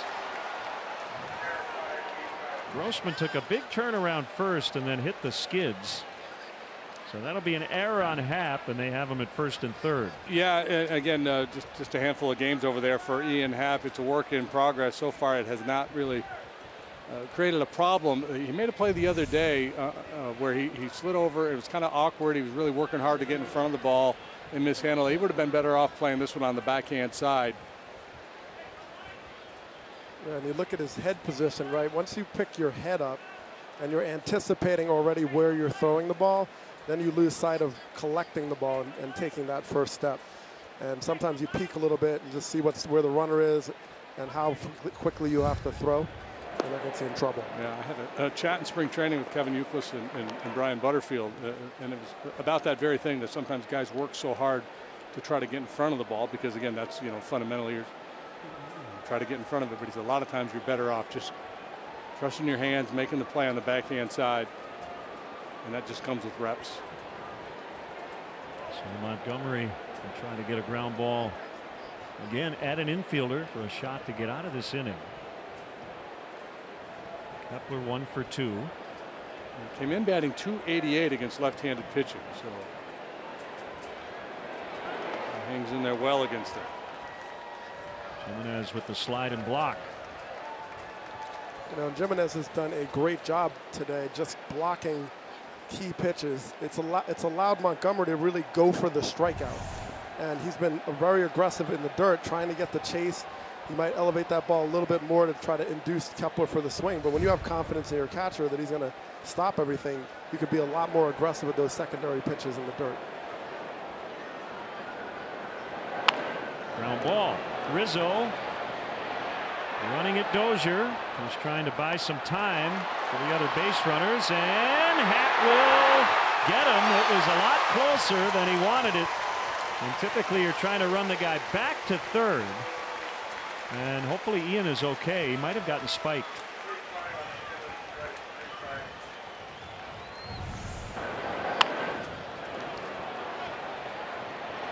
This is a nice play by Rizzo, just running him down.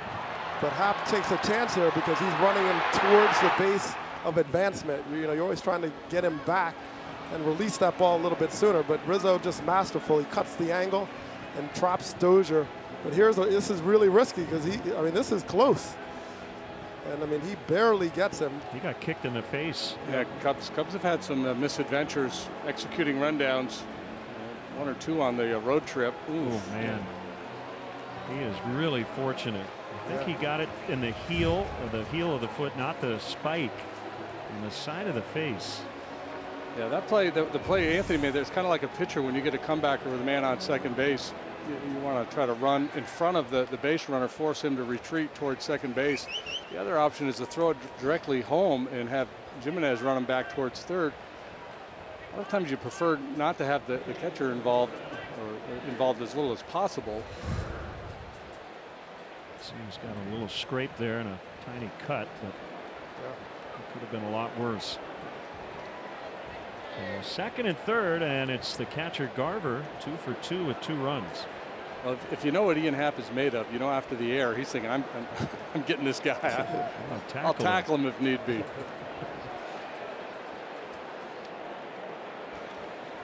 So a chance to get out of it here. Jimenez again goes down and blocks it and keeps the ball near home plate. Doug, it's hot. We know it's 106 in the heat index.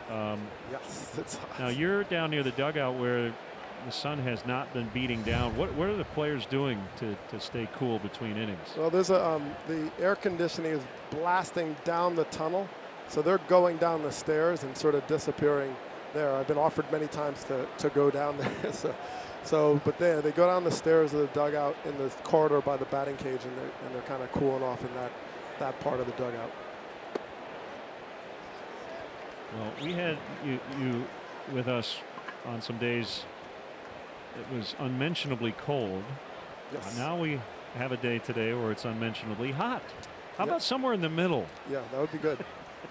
and I insist on trying to wear a suit every time, so I don't know. Yeah, that's woof. So I don't have my jacket on right now since I'm not going to be on camera. Literally my back's to the camera. But yeah, it's hot. And yeah, if you put me on, I would put my jacket on. Hey, you know, there's no ties in baseball. We take it literally. This is true. So they intentionally walked Garver and Jim Hickey to the mound. Go ahead, Doug. Yeah, I played it. Well, I played in Veterans Stadium, and I was of the era where a lot of these turf fields were there. And I mean, you talk about hot. I mean, you could bake a cheesecake on some of these fields, and so a lot of times you had to get mentally ready. You had the ammonia bath or whatever. They put water and ammonia on a towel and ice and try to. I mean, you did everything under the sun and stayed hydrated. If you had those plastic spikes, that was a mistake. They would like melt. So it becomes like a mental war out there just to sort of deal with the heaviness of heat. Yeah, and there's a game like this too, where there's a lot of base runners, long counts, the guys standing out there in the field for a long time. That's a real challenge. Brianza batting with the bases loaded, 2 outs, 5th inning, leading 5-2. It's been the Joe Mauer show to this point. He's knocked in all 5 of their runs.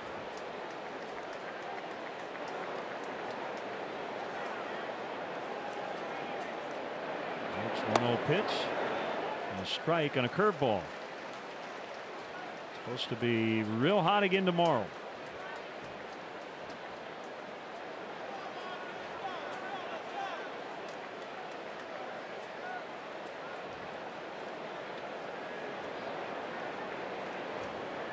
Ball, 1 strike. Here it comes, swing and a miss. 1-2.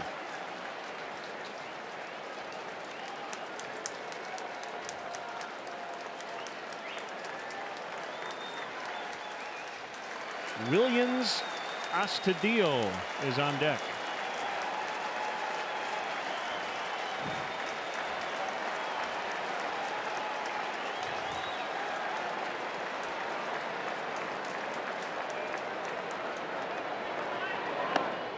Pops out of the glove of Jimenez, but the runners hold.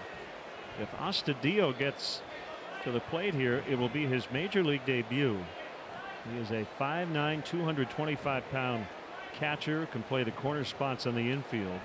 And the word is, when he gets to the plate, he's hacking. He has 76 career strikeouts, guys, in 9 seasons in the minors. Yeah, and 80 career walks. He adheres to that old, you can't walk off the island. How many guys currently in the big leagues have more than 76 strikeouts this season? 2-2 the count. And Adrianza, and he fouls away.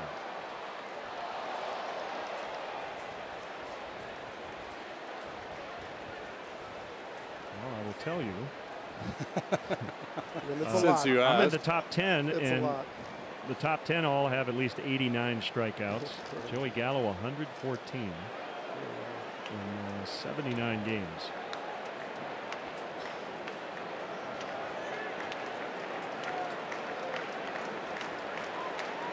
Two balls, 2 strikes.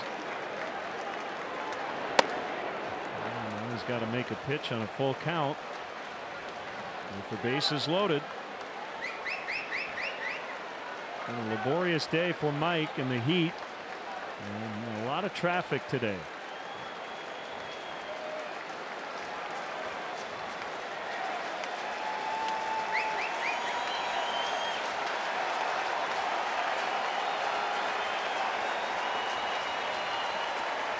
Runners take off. Pitch is popped up. And it's Ben Zobrist to make the catch. Hopefully Doug will get some AC in the tunnel as he toughs it out. Hang in there, Doug. I'm going to go swimming somewhere. As we remember the late Yosh Kawano.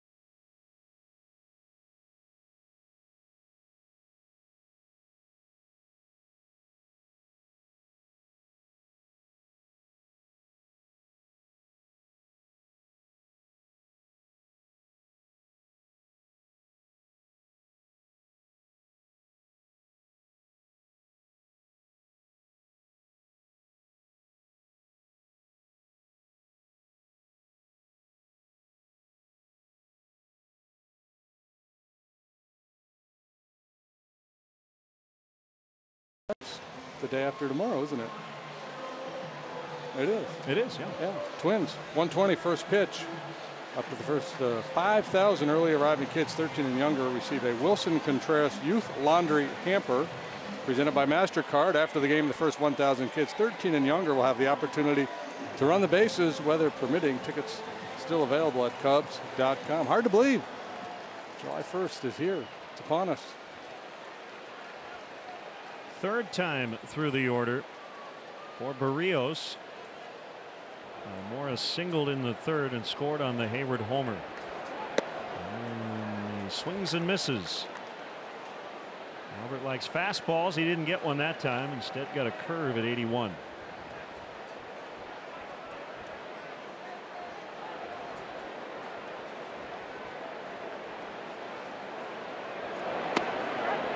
Another curveball. That is a strike. Didn't have to be. Front door variety.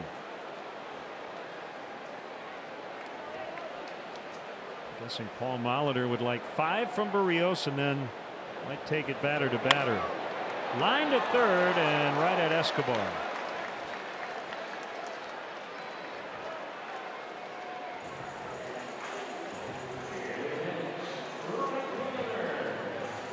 I don't know if Barrios shook to get to that pitch or he was just confirming with his catcher that he put it in a bad spot, because as soon as that play ended, he looked in and tapped his chest as if to say, oh, that's on me. Either I made a bad pitch or I should have thrown what you wanted to do, because he gave up hard contact. He was lucky to get away with it.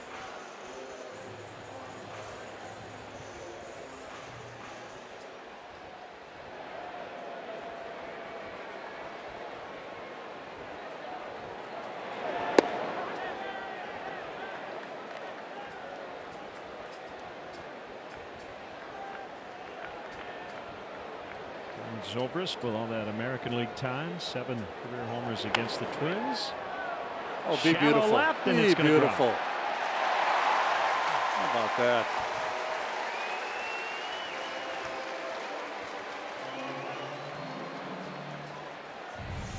Well, we talk about the bloop and the blast. Today he's had them both. The blast followed by the bloop.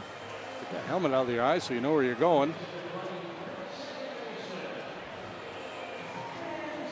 Probably a shortstop's play on a no shift, right? Yep.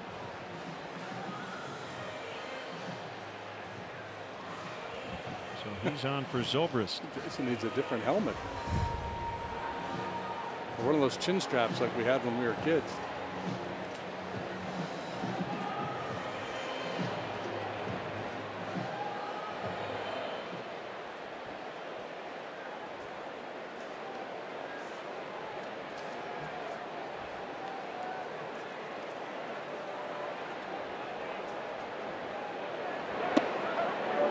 A strike. And a shot of Paul Molitor earlier.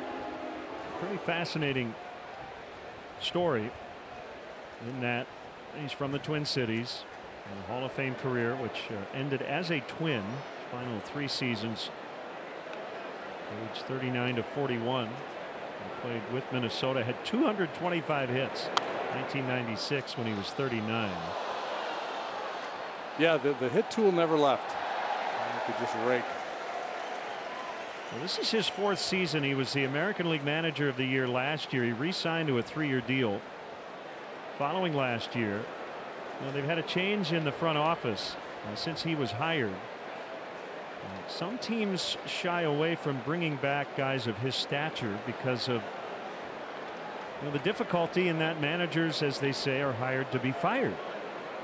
But so far it has worked out very well for Molitor and the team. Ouch. Good read. Now Zobrist got hit.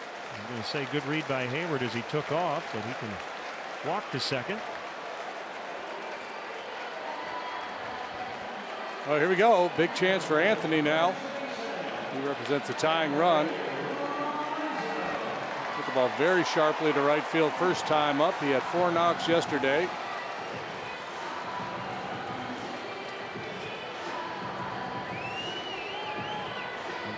Finish up that point before Rizzo bats. Derek Falvey and Thad Levine, they basically wanted to evaluate last year before they made any big decisions on Molitor.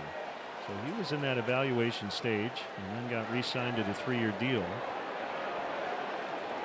So regardless of your Hall of Fame credentials as a player, still you have to prove yourself as a manager, and he did. Yeah, and I think a lot of it in the modern game now is by proving yourself. It's your ability to work in concert with the front office, with analytics and the modern approach to the game. And that doesn't mean they're going to write up the lineup card every day, but a willingness to listen, to talk, to engage. Not that old, hey, this is my piece down here and that's your bit up there. You get me the players and I decide what we do. There's an ongoing conversation back and forth now.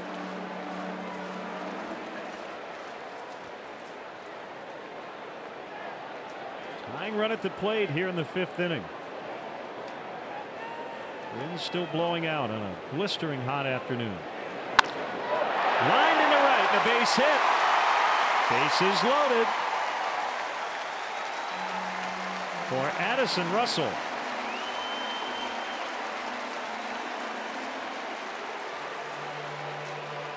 Well, I don't know that there's a direct translation like with currency or anything, but 77 pitches on a day like today probably feels like 105. So Rios is teetering a little bit here. Our pitching coach is Garvin Alston, and here he comes to talk things over with Barrios.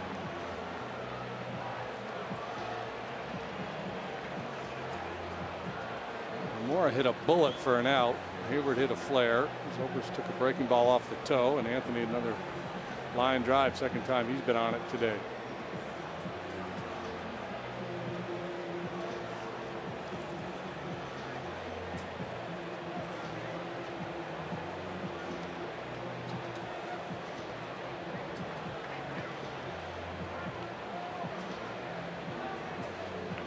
Hayward at third, Zobrist at second, Rizzo at first. Russell has walked and flied to center.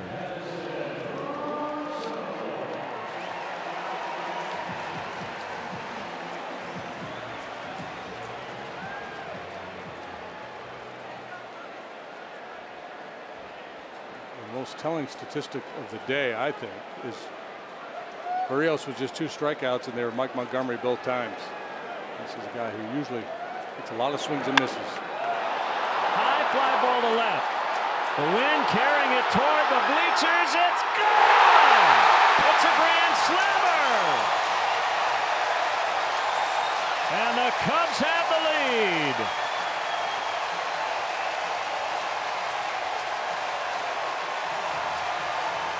Got to dance extra, boys. That's a grand slam. That's a go-ahead grand slam.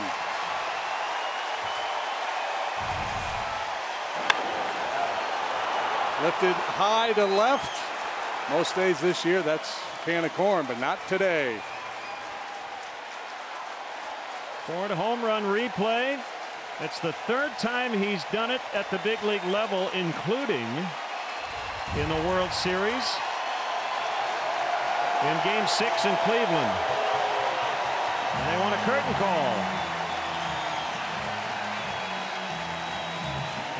There you go. That's interesting, right? Russell taking the curtain call as Barrios walks off the field on the other side of the diamond. So pitching change. Cubs lead this game 6-5, and we'll be right back.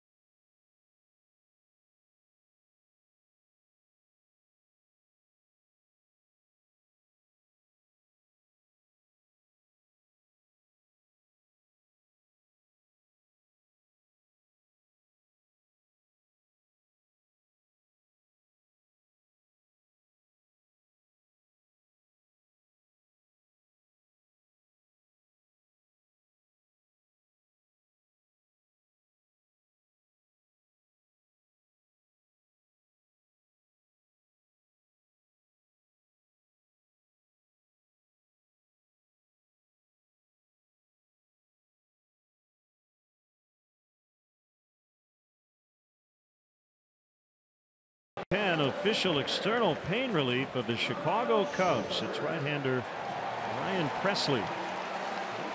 1-1, 414, 37 innings, 37 hits, a lot of strikeouts. He throws hard, averaging 96 miles per hour with a fastball, and uses his slider and curveball a fair bit as well. Big swing of the bat from Addison Russell, a grand slam. And the Cubs have a 6-5 lead here. One out, bottom of the fifth. We've got a long way to go.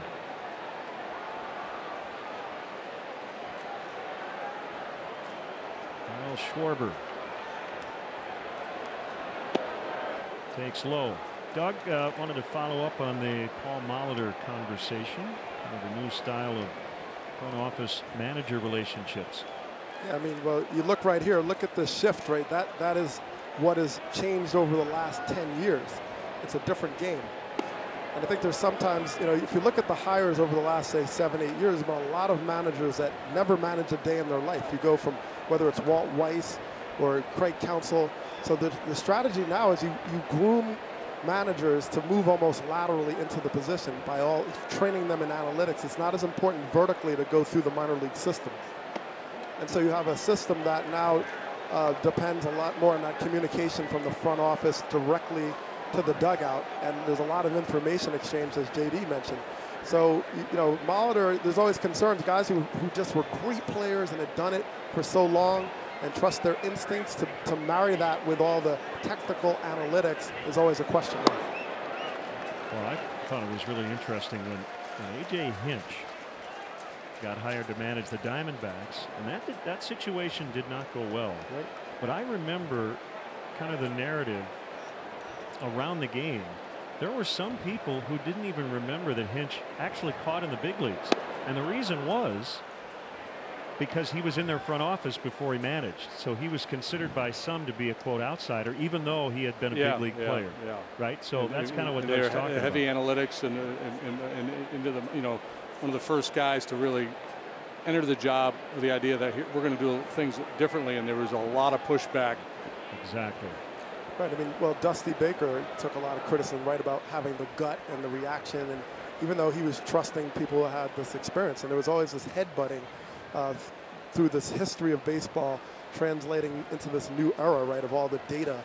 And so you never know how a manager, I think the Twins were being cautious, like, all right, let's see how you do with this, because this is where we're headed. Joe Madden, of course, did a fantastic job with that, as he's been in player development his whole life. Schwarber draws the walk. Yeah, it's really interesting, Doug, because, you know, when you talk to Joe about his career, he has a hard time understanding how these guys become first-time managers at the big league level, because all the things you learn just in terms of in-game and the timing of it and all that. And so that's, I think, the sacrifice that some clubs are willing to make to get the right guy, and as you said, to kind of groom them, even though they don't have that real-life experience, the hands-on, the emotional part, you know, how to deal with people, how to deal with players, because that still exists. It's just not robotics. It's not chess pieces. There's Happ. And I think he went, and he did. Well, you know, and absolutely, you have. Well, look at the top teams in the American League right now. Right? You have Aaron Boone, you have Alex Cora. You know, you have guys that are just sort of at a certain age, and they see them as receptive to these Gabe concepts. Kapler. You know, Kapler, right? So, and he was almost thrown out of Philadelphia his first few games for like doing all these moves, right? It's like, what is he doing? You know, so that is a different era, and so it makes it tough sometimes for guys like a Molitor to sort of fit in. 2 strikes to Happ. It wasn't that long ago. We had Lou Piniella, Frank Robinson, Jack McKeon. It seems like a long time ago. Davey Johnson came back with the Nationals. And Davey was really forward thinking when he was managing the Mets. He was into data. He had the computer up and humming. Yeah, Davey took. I grew up in New Jersey, so I remember them. And Davey Johnson took a lot of heat for all the. He's like, punch it into your computer. You know, it was not always received well, but he won a World Series, so that can change everything. A shift in the infield against Happ. And the pitch. Popped into shallow left. Going to be a tough play, and this one drops. Throw to second is late. More beauty. So Happ on all 3 times. Second bloop hit for the Cubs here in the 5th inning. It looked to me like Chris Guccione was getting ready to ring up Schwarber there at second base. It was going to be a close play. The ball wasn't caught, obviously. Tony LaStella will bat for Jimenez. Yeah, that's a tough read for a lead base runner because it's in front of you and you're like, oh, is he going to make it? And if you don't get close enough to second base, you're forced out. And of course, outside of losing the base runner, the guy just robbed your teammate of a hit. So you have to really anticipate and sort of hop your way towards second. But if you get too far out, then you're double off at first. So that is truly no man's land. So it's a good read by Kyle Schwarber there. Doug, what was Tito like early in his managerial career? Tito was a lot of fun. I mean, he kept it loose, had the jokes going all the time, and but he was learning the X's and O's. I think that was something that sort of came later as he figured out managing bullpens, and he would talk about it. So, but that's he learned as he got older with it, and obviously did very well. Ooh, my! And Garver doesn't know where the ball is, and it'll be a wild pitch. Ouch. You talk about spiking a fastball. Got him up around the shoulder. Vlad Guerrero takes this one off the wall. It's like he's playing stickball. I think he would have bounced at a Williamsport. That was really short. 43-footer. Infield will move in. Second and third, 1 out. So the Cubs starting their second rally of the inning. Whoever said a grand slam is a rally killer? Somebody did. Some old-time baseball guy who wasn't paying attention to analytics. You can no longer manage in the modern game. That's a strike, and it's 1-1. Still in a bit of a cold stretch here after a really hot start.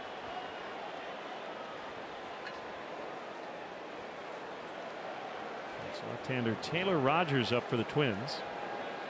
It's everyday Eddie Guadardo out there, their bullpen coach. Very long, successful career with the Twins.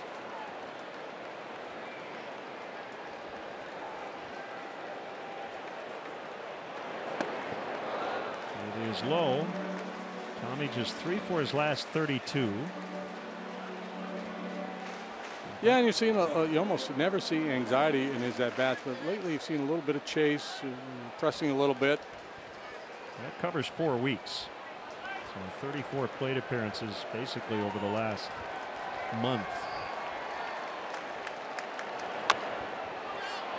Throw's going to go home. Schwarber is called out, but he might have gotten in. It looked like a bit of a high tag by Garver. So the Cubs will take a look at the video. For now, it's first and third, 2 outs. Let's see. Safe. I've got safe, or at least merits a look, challenge. doesn't it? Yeah. Ooh. Yeah, he might have gone under there. I'm not sure where that contact was made with the high tag, but the tag looks like maybe the belly and the foot got the plate. I think you're going to reverse this. let's see. What's his foot? What is the contact? It's safe. Yeah, he's going to be. Yep. Yeah, that's interesting. And again, we talk a lot about replay. That's a play that would not even have induced an argument back in the day. The throw was well ahead of him. It just everything about it looks like he's going to be out. Garver seeing the video on the board and left, and I think his reaction told you everything. And it's probably going to be 7-5 once this is reviewed.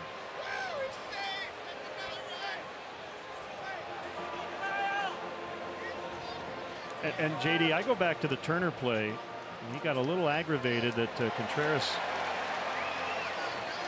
got to him quickly and was aggressive, but I think this is the reason why. You've got to be forceful with the tag. Yeah. You can't wait back if you're tagging a guy, especially at home plate. Yeah, and I think the play at the plate is really changed. A play like that, you now as an infielder, you have to think twice about going home, because it's not like in the day where you just get it to the catcher and you know if the ball beats him, he can block you anymore. Now you have to consider that ball really has to beat him by a lot, so the catcher's in a better position to tag him. If not, you may have to rethink that play. You know, he's there, the ball gets there, but he cannot block Schwarber's way until that ball is there. Oh my goodness. Wow. I'm surprised, really surprised.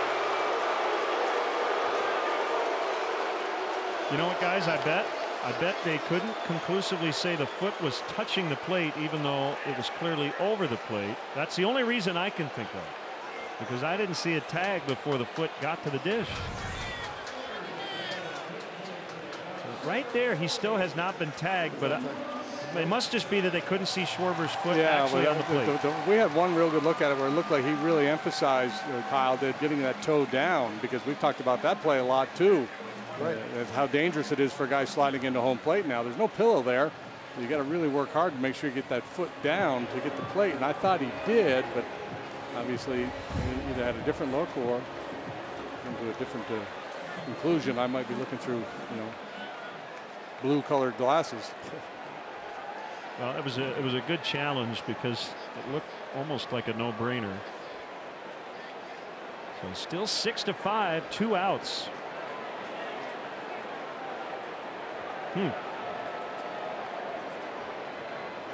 Wilson Contreras off the bench. He'll stay in and catch after Jimenez came out for La Stella. Yeah, Joe, a little skeptical there. And Javi Baez, the new dad, available. I bet you he gets into this game. Yeah, the tough thing, guys, about sliding into home now is you saw with Schwarber's, his right leg is bent and lower, and that top leg is going to be higher. And it's really hard to stay clean over the base because your legs are just forcing your top leg over, and now your foot just slides over it. And replay will expose that. So you almost have to like come down with your foot on the plate. And it's just a different slide now, and that makes it very hard to execute. The 0-2. He's bounced to third. Backhanded Escobar, little double clutch, but the throw is in time to get Contreras. The Cubs get 4 runs on the Russell grand slam, and they've got a 1-run lead as we head to the 6th.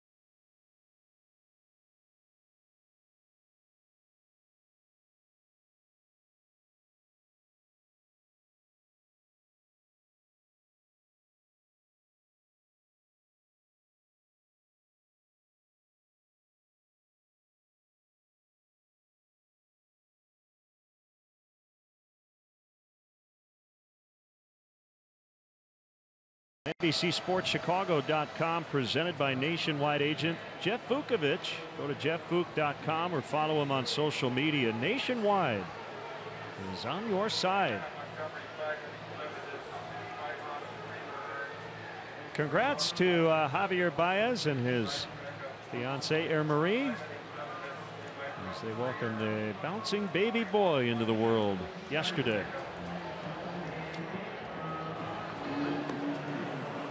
Very exciting time. What a week for Baez, huh? Yeah. Great trip. Floored up against the Dodgers. Had a baby. It's a good week. Here comes a former Twin, Randy Rosario. He's pitching for the 17th time. He's 3-0 with a 189.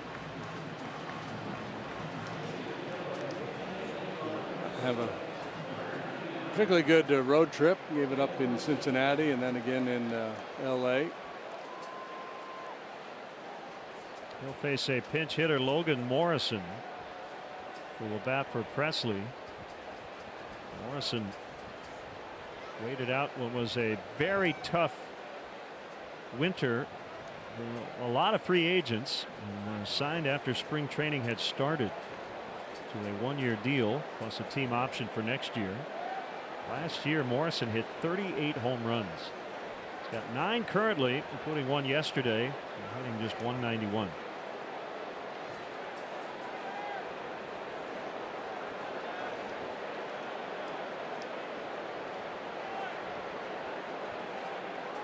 So lefty-lefty matchup, and the first pitch is wide for ball 1.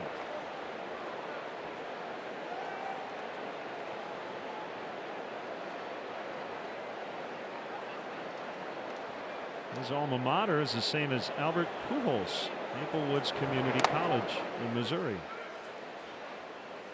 It's got a little bit of David Rackley, the home plate umpire, in the mask. I'll make you a little woozy on a day like today. Oh, shoulder. Still no fun.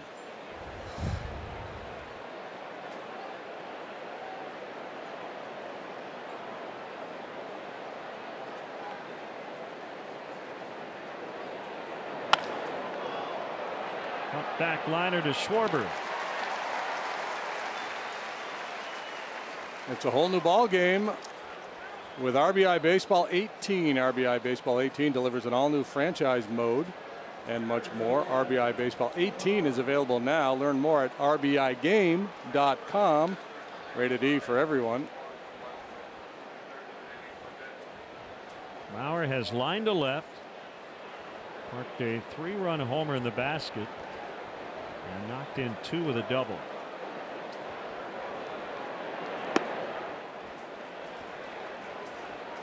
Those at bats coming against left-hander Mike Montgomery, who can get a win. He went 5 today, gave up 5 runs, 3 earned.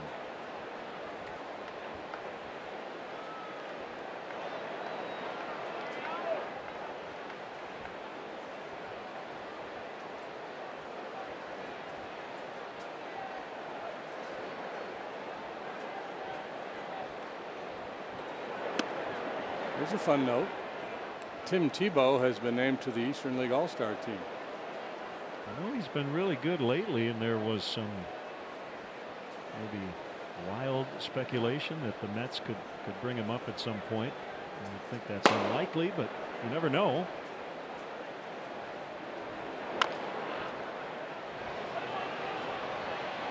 Barehanded by Rosario. Looked like it might go foul, and then kind of turned back toward fair territory, and he made the play. Yeah, a whole lot going on there for Rosario. He made a nice play.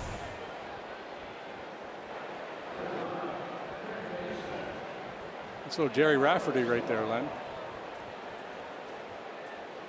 Right down the line. Right, here you go. Nice. Another Dan Rather era reference.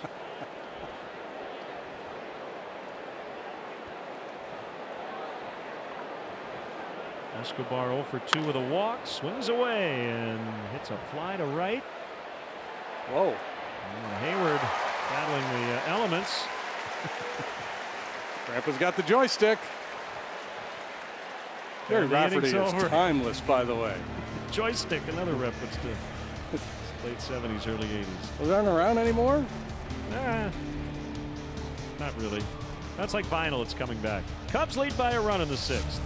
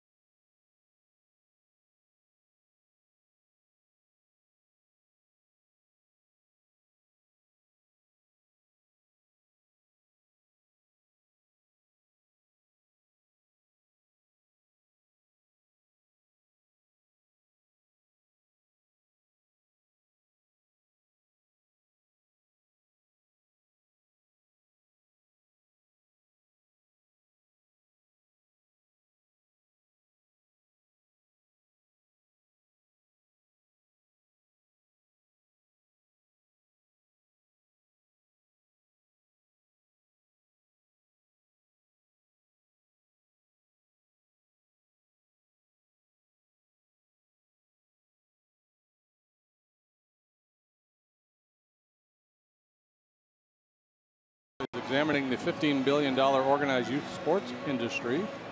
Catch the documentary Fair Play, Youth Sports in America tonight at 7:30.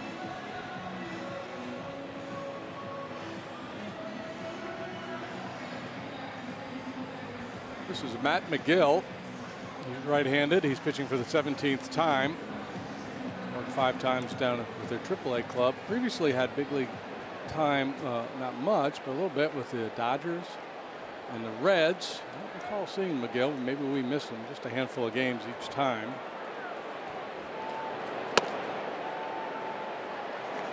Ball 1 on Almora.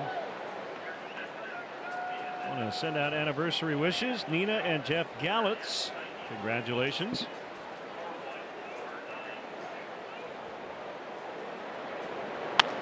Ground ball toward the hole. That should be a hit.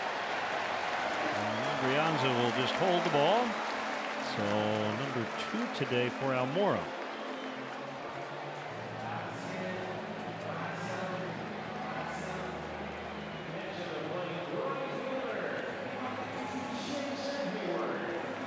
Hayward with a homer and a bloop single.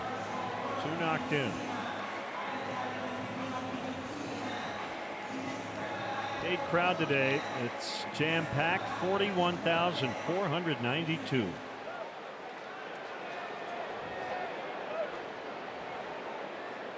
It's a lot of hot, sweaty people in one place.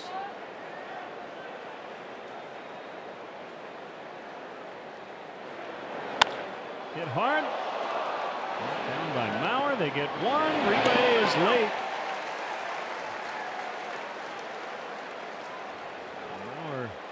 That he wasn't able to turn 2 there. That maybe took a little time to unload here because this ball is sharply hit, almost through his legs where he snares it.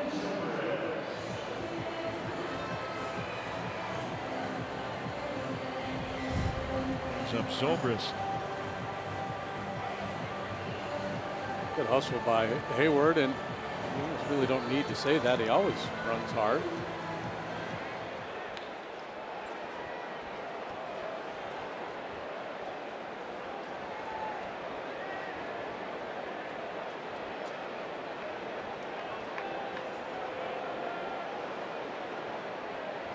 He always runs smart, too. Runs smartly. Good decision maker on the bases.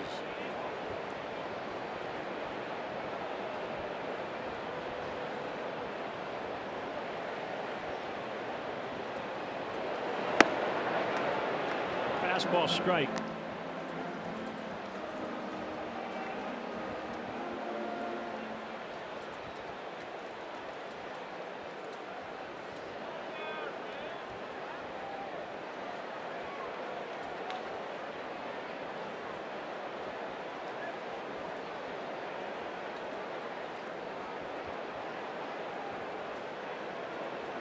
Pause at the set. Now the pitch. It's a wide one.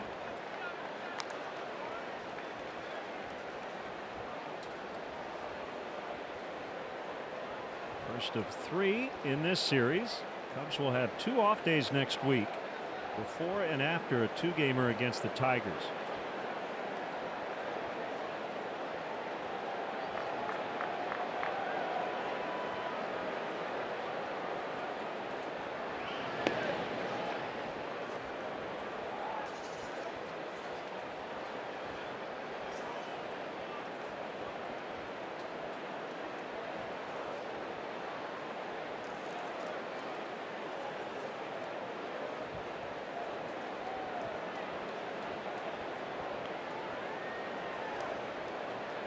Good lead by Hayward. Not running. Zobrist in the air to deep right. Way back. Gone. A 2-run homer for Zobrist. His 6th of the year, and the Cubs add some insurance. And you can never have enough on a day like this. No, sir. They'll never put those bats away. 3rd home run of the day for the Cubs.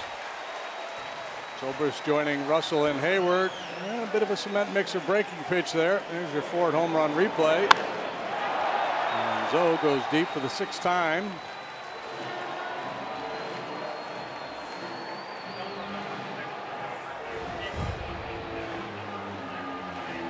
have connected 3 times today for all their runs. 2-run homers by Hayward and Zobrist, and the Russell grand slam. There's a 2-hopper to the second baseman Dozier for out number 2.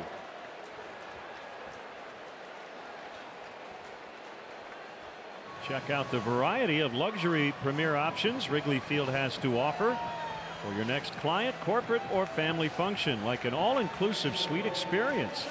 Daily suite rentals are still available for select games throughout the season. For details, visit Cubs.com/premier.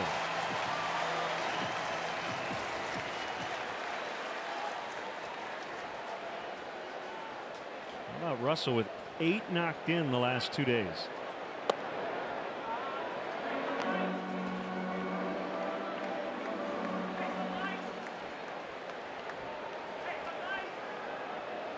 Picking up the slack a bit with Chris Bryant on the DL. Imagine Chris's frustration right now as he sits on the DL with Wrigley turning into summertime Wrigley and the wind blowing out and the ball starting to jump.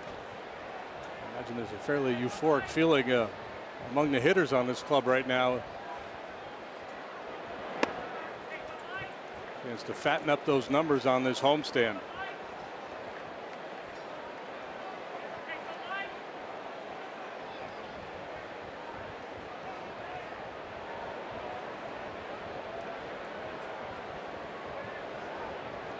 Kick in the 2-1 is hit foul upstairs.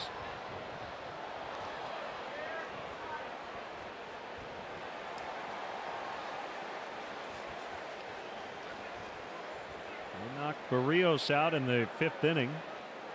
They gave up 6 runs on a couple of home runs today.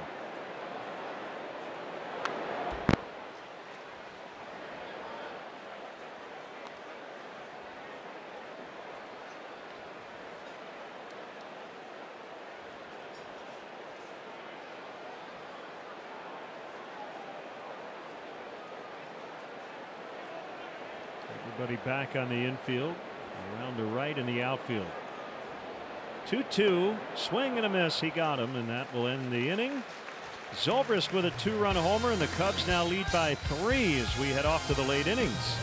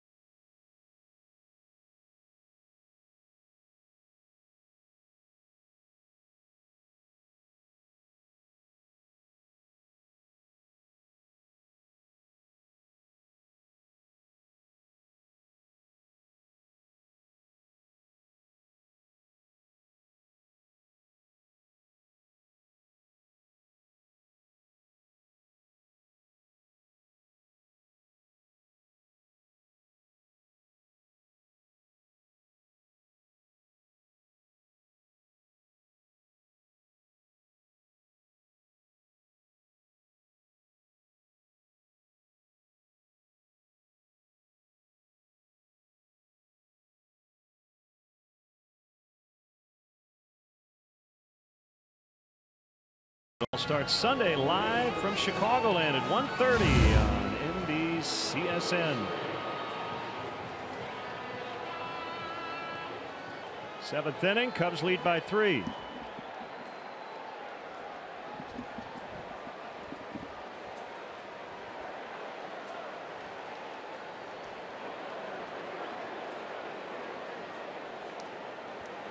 Well, this is the moment we've been waiting for. Rosario v. Rosario.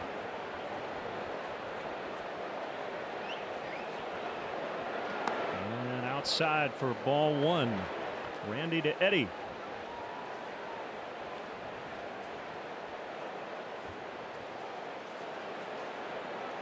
Happ in on the grass at third. 2 balls, no strikes. Well, middle of the order here. 3, 4, and 5 for the Twins. Rosario with 17 home runs. That's why you like having these extra runs. Missed again, 3-0. Again, you got a little bit of a cushion. You got to be aggressive here. It's tough because it can be daunting with the wind blowing out. You try to pitch away from contact, but you're asking for trouble. And that is ball 4. So a leadoff walk.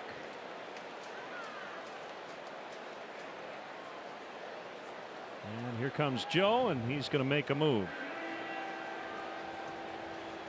With Dozier due, he's got Anthony Bass in the bullpen. 8-5 Cubs, and we'll be right back.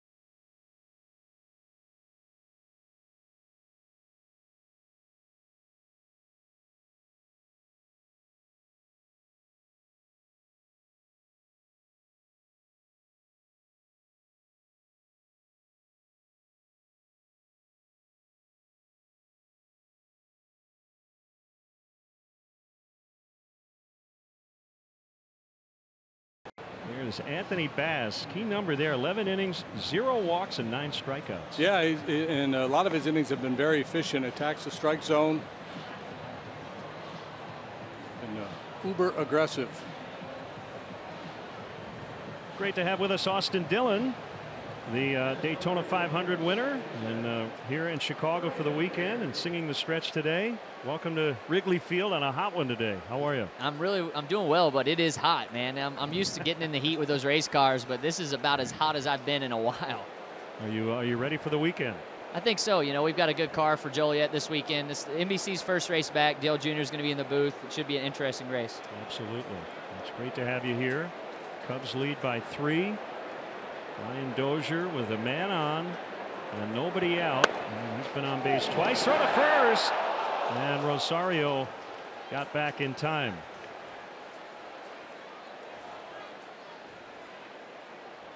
Contreras probably back picks more often than any catcher in the game. Yeah, loves to do a left-handed hitter up there, and of course a swing and miss too, always a prime opportunity because the guy sees swing and he starts to advance that secondary lead.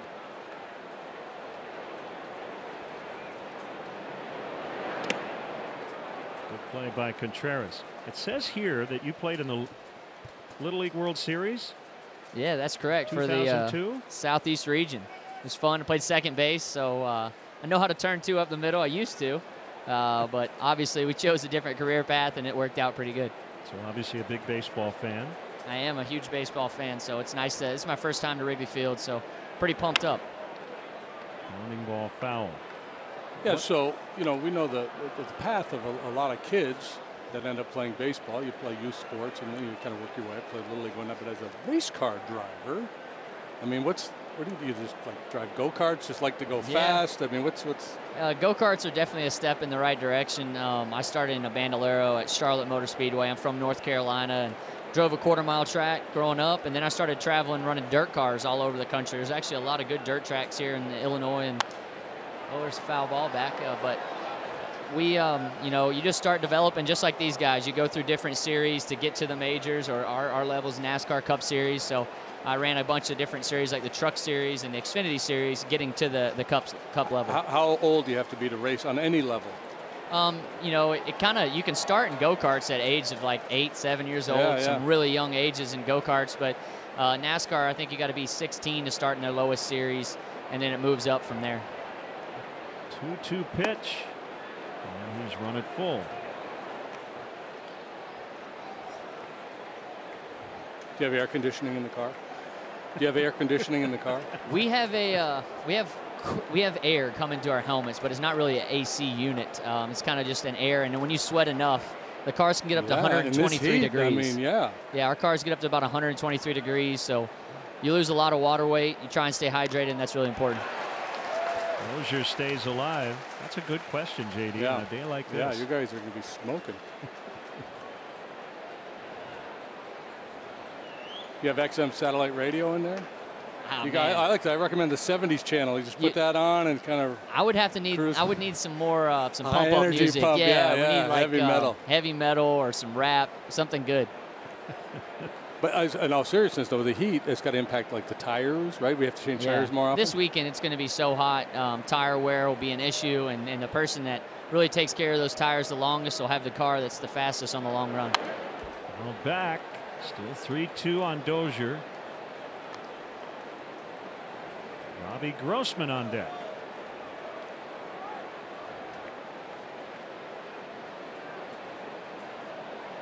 Cubs have used Montgomery, Rosario, now Bass. You know, the old cliche on a day like today at Wrigley is no lead is safe. Obviously, I don't know what that number is, right? If you're Joe Madden or Paul Molitor, if you have 10-run lead, certainly not a 5-run lead, not yet, not in the 7th.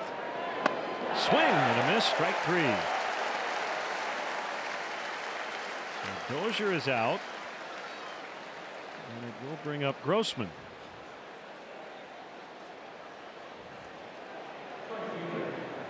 So what is the biggest misconception about race car drivers? Biggest misconception about race car drivers. I don't know what that would be. That we can only turn left, probably. We actually can turn right. We just got done with a road course last week in Sonoma out in California. So we can turn right. It is possible. How are the relationships between drivers?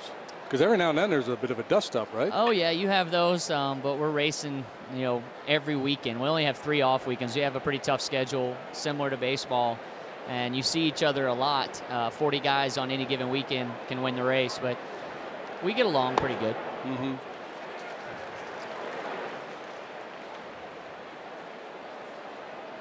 Probably a lot like this. Heat of the battle. Sometimes things happen and guys get after each other a little bit. Then there's plenty of trash talk. Yeah. There's trash talk that goes on, and a couple push and shoving every now and then. But that's what it's about. The fans want to see that too.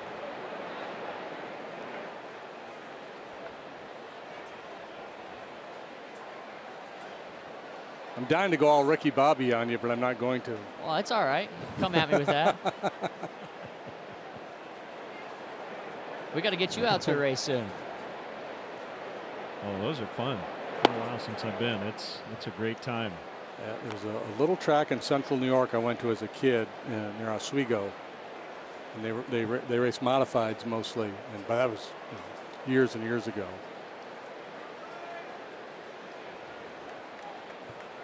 3-1 the count on Grossman as Bass tries to navigate through the 7th inning. 3-2. Give him a favor. So I got to bring up the fact that Jeff Gordon was in here at one point in time. I was going to find a way to get that in there. Yeah. So you learned that lesson, right? I've watched the YouTube version, and I'm trying not to go down that path. So I hope you guys help me out more than the help he got. Keep it simple. Take it slow. Let the fans help you. All right. That's all you got to do. Yeah. And it's Wrigley Field. Worst case, just stick the mic out. Yes. Yeah, just exactly. take me home, people. Called strike 3. Grossman thought it was ball 4. 2 outs.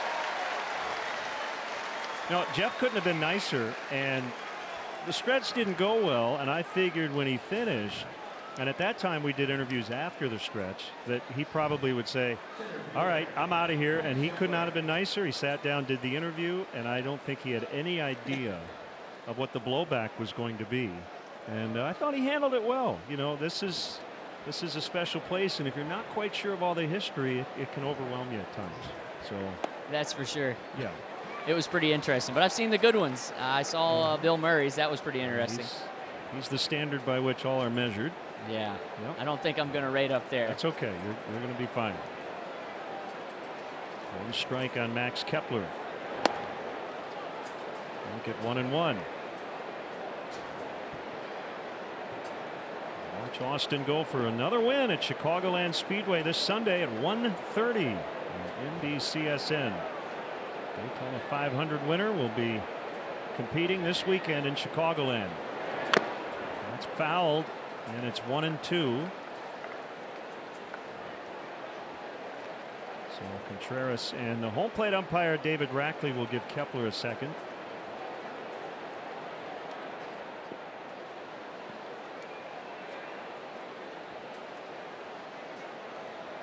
You know, the circumstances with pinch hitting dictated it with Contreras taking over for Jimenez, but in this kind of weather, it's not a bad idea to use 2 catchers. Can you imagine sitting back there on a day like today? There's been a lot of pitches, the heat, long innings. Vision can get a little fuzzy on a day like today, catching 9 innings. Call strike 3. So it is time for the St. Xavier University 7th inning stretch with Austin Dillon. Conductor for Take Me Out to the Ball Game, NASCAR driver Austin Dillon. All right, Cubs fans, let's do this. Gary, you ready? A 1, a 2, a 3. Take me out to the ball game. Take me out to the crowd. Buy me some peanuts and Cracker Jacks. I don't care if I never get back, for it's root for the Cubbies. If they don't win, it's a shame, for it's 1, 2, 3 strikes, you're out at the old ball game.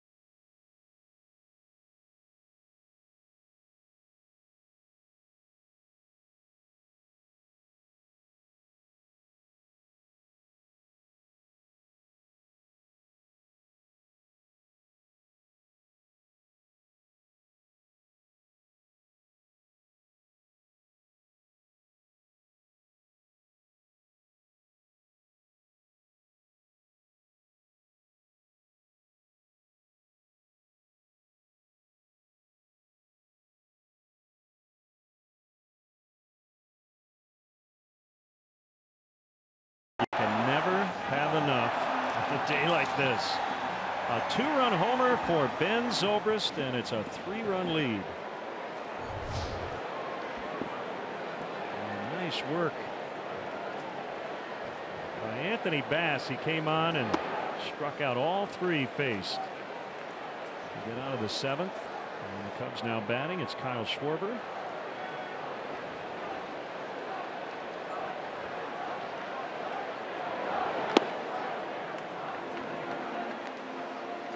Hill continues on the second inning.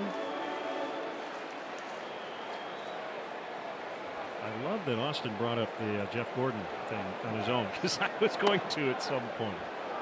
He clearly had been digging around on YouTube, Yeah, checking out the performances. But I defend Jeff on that one just because of the way he handled it after the fact.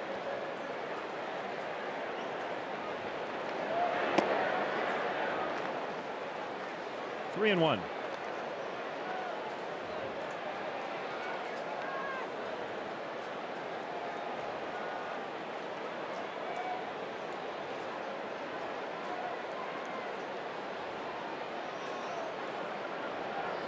Eight, 5 in the seventh.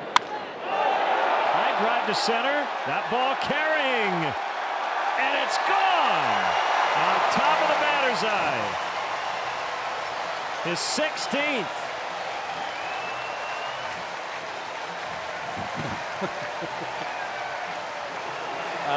You know, of late, he's been doing a lot of damage center field. That's a great sign. No doubter off the bat of Schwarber, win or no win, this one was going to go out. It's just a matter of how far. Got extended through that one. 4th home run of the day for the Cubs. Another Ford home run replay for you.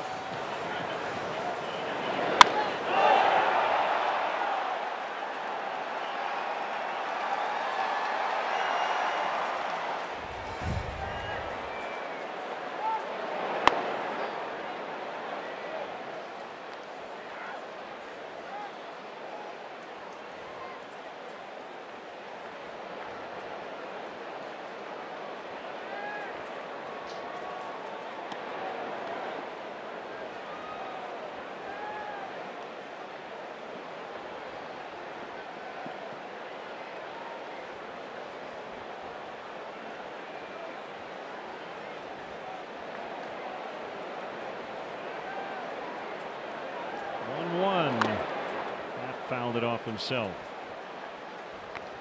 An error on defense, but that tag at the plate, and he's reached base 3 times.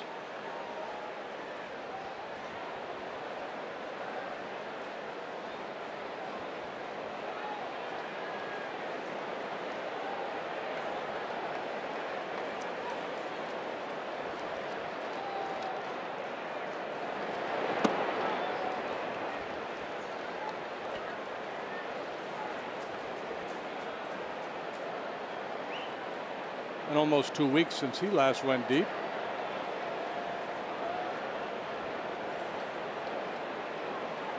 Get it in the air. This time he's out on strikes. Just sitting soft there, I think.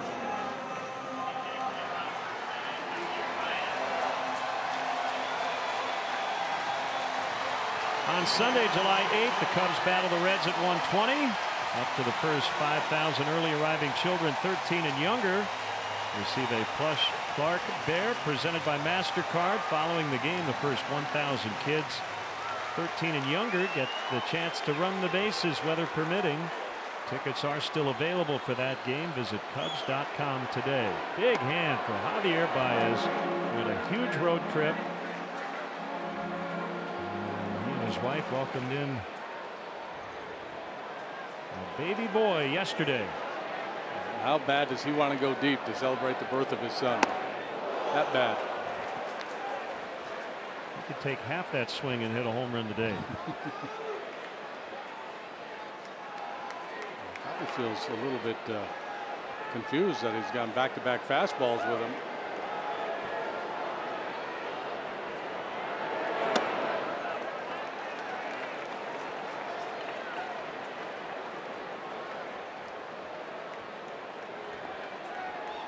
Baez putting this year together, not so much, you know, we talk so much about not chasing and plate discipline. It's not that he's improved on that much, but he's attacking in the zone more often. That's where the damage is coming. And he'll still do that, but he's not as passive in the zone as he has been in the past.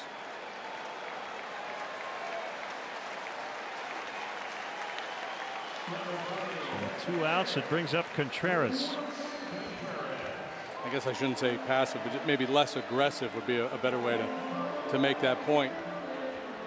I think there were times last year, and he'll still go through it from time to time now, where he'll get into one of those ruts where he's chasing so much. Then he'll say, well, I'm not going to chase. I'm going to be patient. I'm going to wait. And then he doesn't take advantage of pitches in the zone.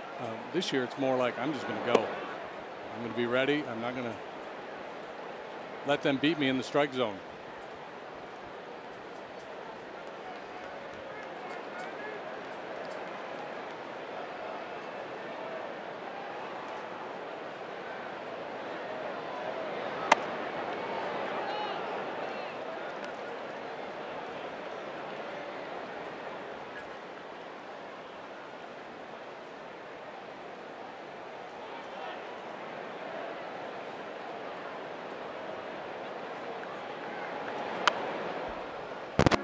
Cut as he fouled it, and it's 1-2.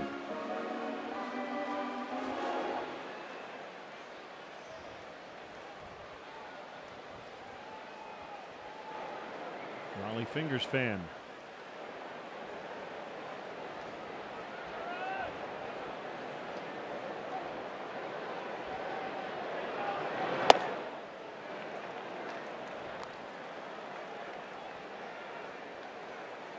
Wilson had a pretty good trip, 8 out of 26. That's a 308 average, a couple of home runs, a couple of doubles.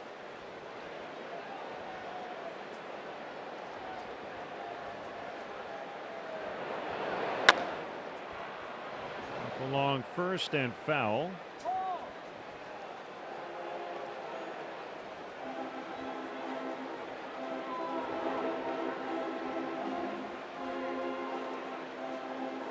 Schwarber's homer, 106 off the bat, 422 feet.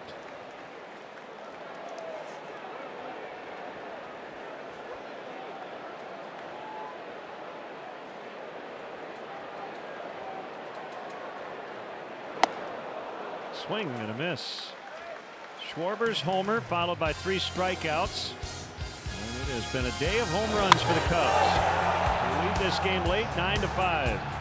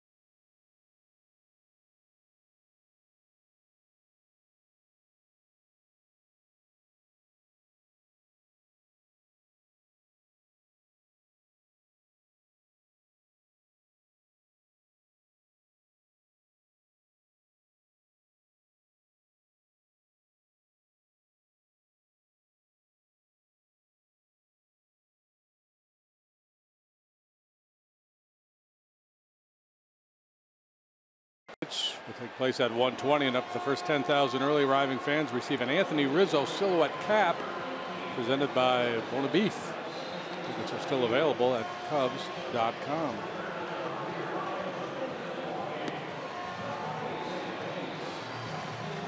Zobrist now playing left.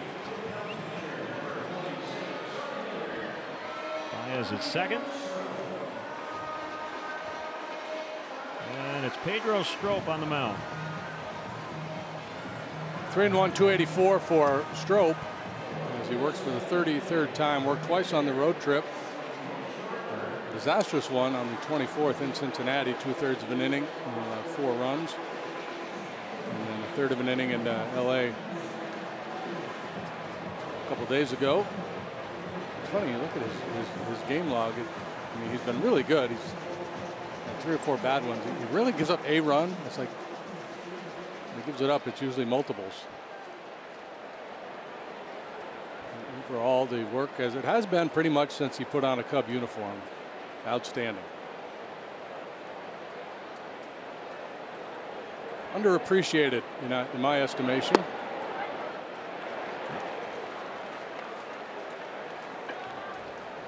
One strike to Garver.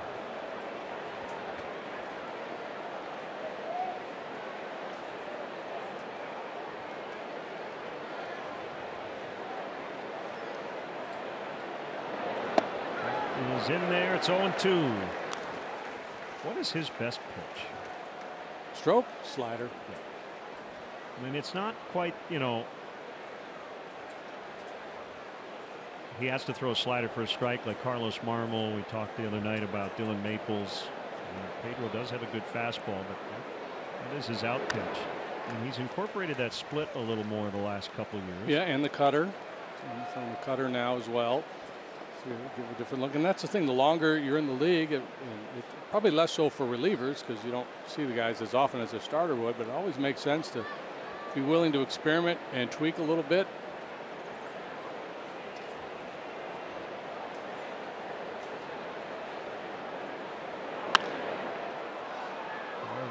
Hoists one into right center, and Hayward with the early call. And he'll get it in front of Almora.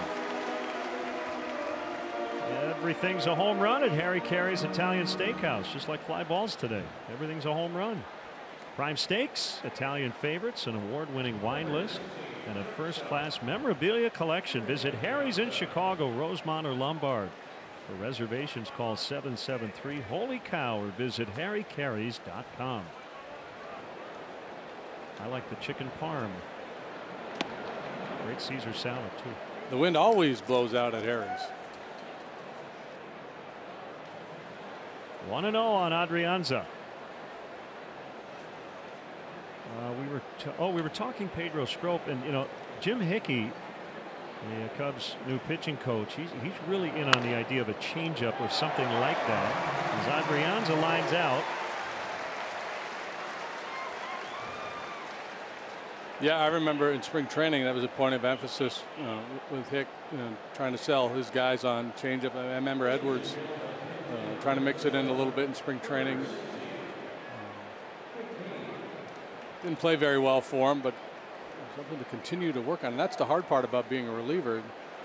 Starting pitcher, you got plenty of time between starts to work on stuff. Relief pitcher, you don't have that luxury. A strike on Jake Cave.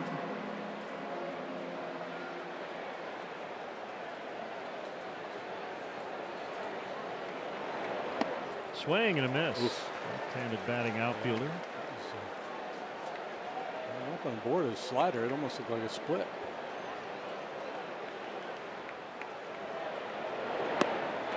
Swing and a miss. That's it. Twins done in the 8th. Cubs bat leading by 4.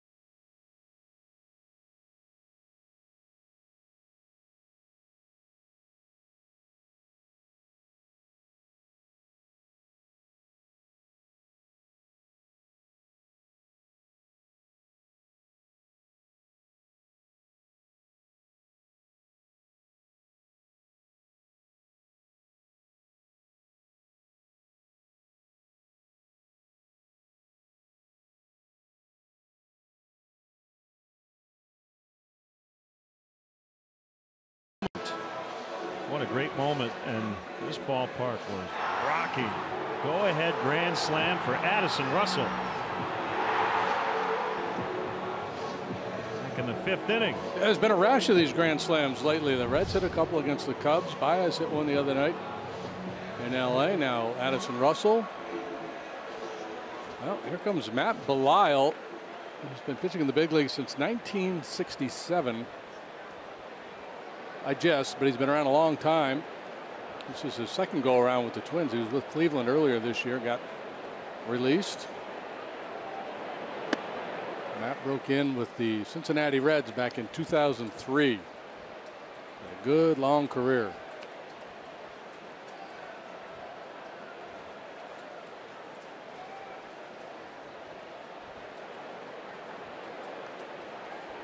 If you're going to pitch as long as he has, it's got to be mostly good, right?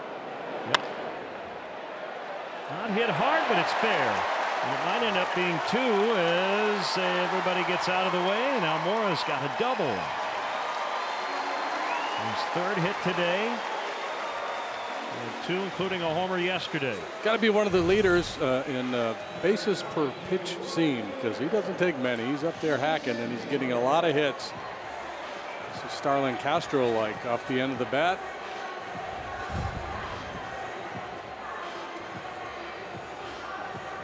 If Tom Brokaw were calling play-by-play of this game, no doubt he would say Matt Belisle was a teammate of Sammy Tuivailala with St. Louis in 2015. I'll remind you of Ted Lilly a little bit, even though he's right-handed. Okay, enough of that. No, more. And Belisle will just get Hayward at first.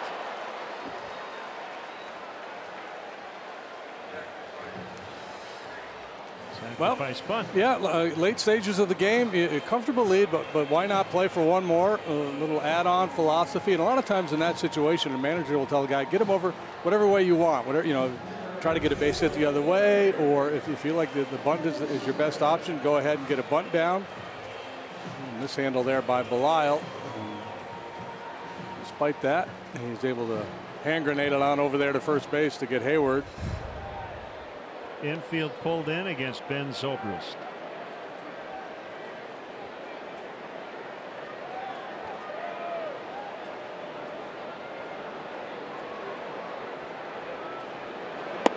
Infield in, outfield deep.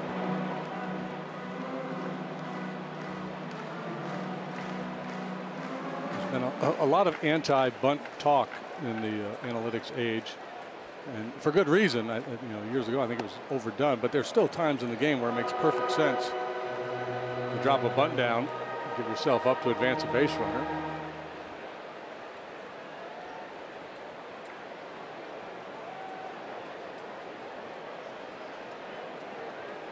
So we got Brokaw and Rather on this broadcast today. Well, I figured I had that in since you opened the door. If we could somehow get Walter Cronkite on the air, would be great.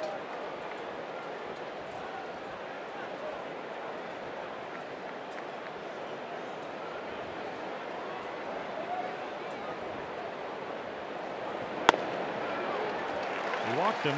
You want any part of him there. And that's the way it is. hefty home run time.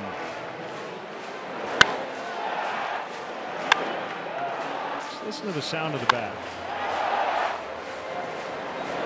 Might have been the loudest of all.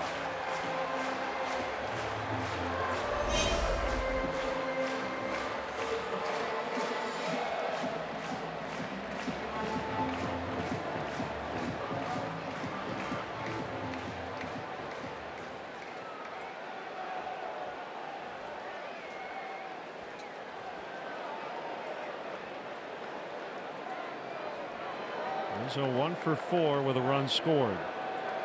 The pitch. A strike.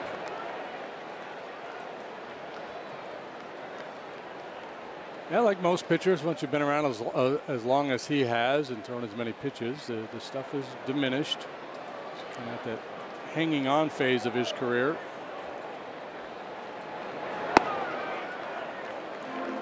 blow it by you.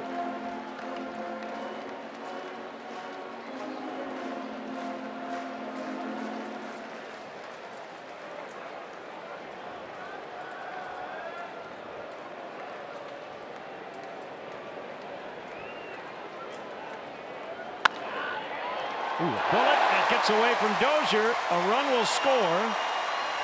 It's 10-5. That was a skidding one hopper. A missile hit at Dozier. And I'm guessing that'll be a base hit. Yeah, it should be a hit, similar to the one that was hit down to third base earlier in the ball game. Some real hair on it, and just gobbles them up.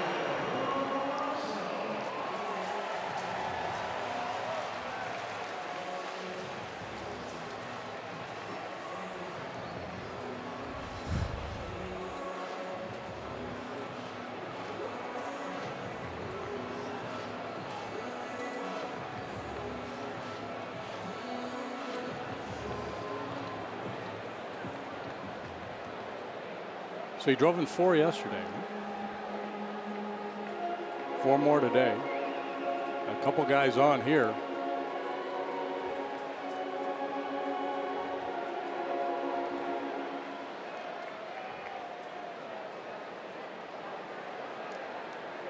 Lyle pitching at 38 years of age now. Turned 38 earlier this year, or this month, excuse me.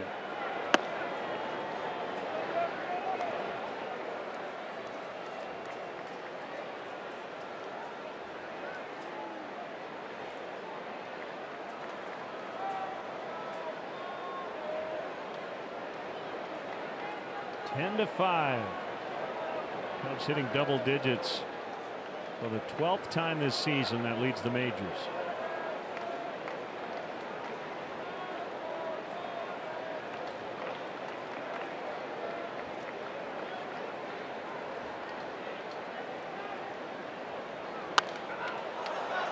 Popped up.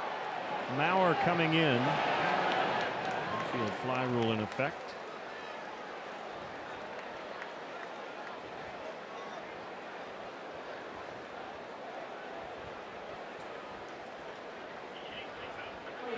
David Bodie. Bat for Strop.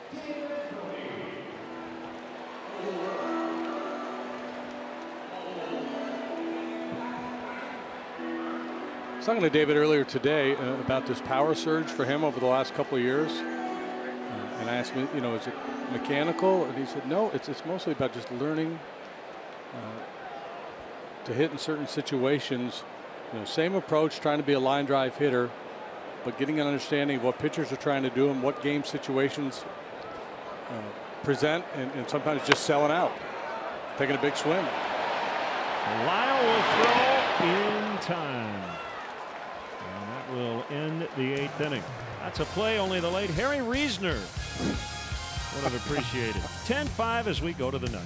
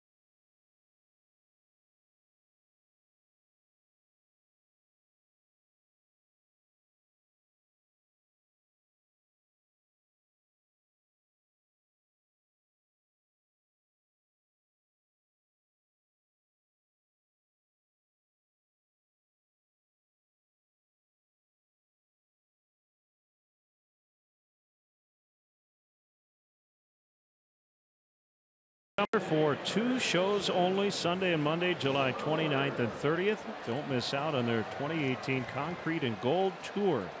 Tickets are on sale now for both shows at Cubs.com/concerts.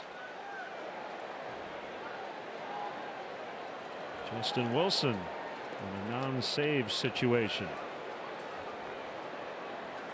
Let's see if he can continue the good work the bullpen has done here today. Rosario, Bass, Strope all getting it done.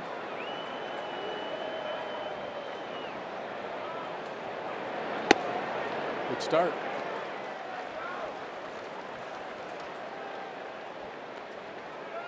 Five innings from Mike Montgomery this afternoon. He figures to be the winner. The bullpen has covered the rest. They've allowed 1 base runner. Leadoff walk in the 7th. That was it.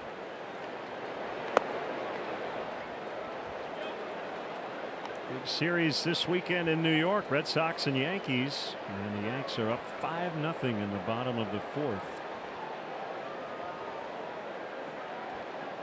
Boston with a 1-game lead in the American League East. 2 of the top 3 teams in baseball. That's in for Mauer. It might come in a losing effort, but Joe Mauer has had a day. 3 hits, 5 RBIs. He's 11th in terms of base hits among active players. It's number 2034.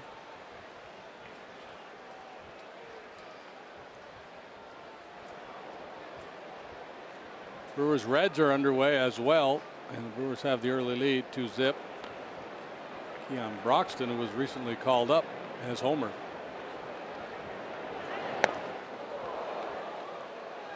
They're actually in the 5th now in Cincinnati. Reds have just 1 hit. Chase Anderson for Milwaukee. Sal Romano pitching for Cincinnati.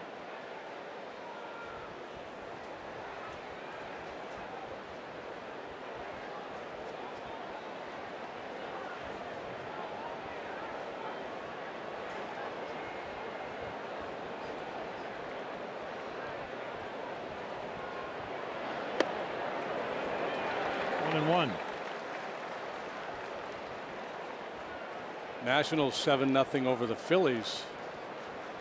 Top of the 4th in Philly.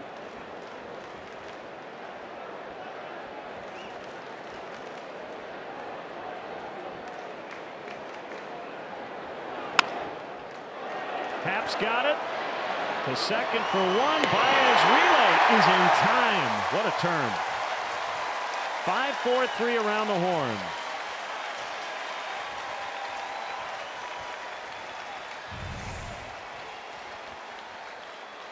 The feed was a little bit high, but Baez able to reach up and take advantage of that big strong arm to finish the play.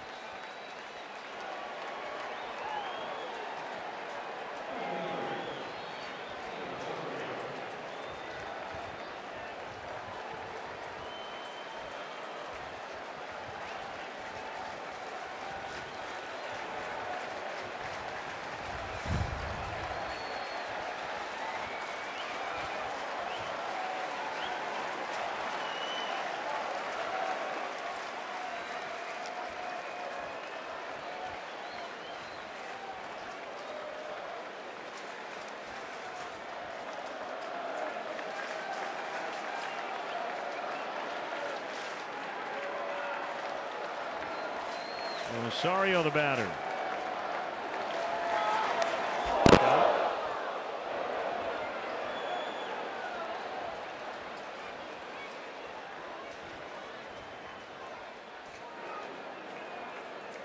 Cubs with 12 hits. I believe this is the 4th consecutive game they've been in double digits in hits. Had 15 a couple of times against the Dodgers, including yesterday.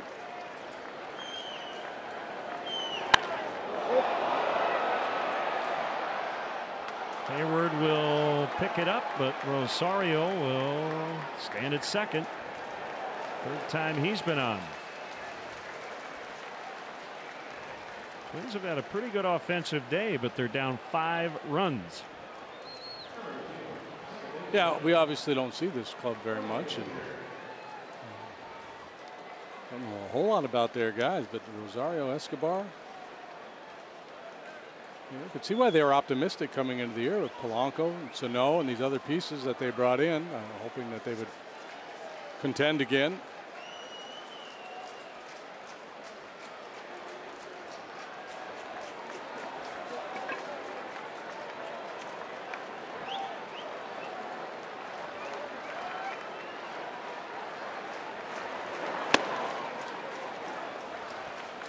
To Dozier. Tyler Chatwood tomorrow, John Lester Sunday.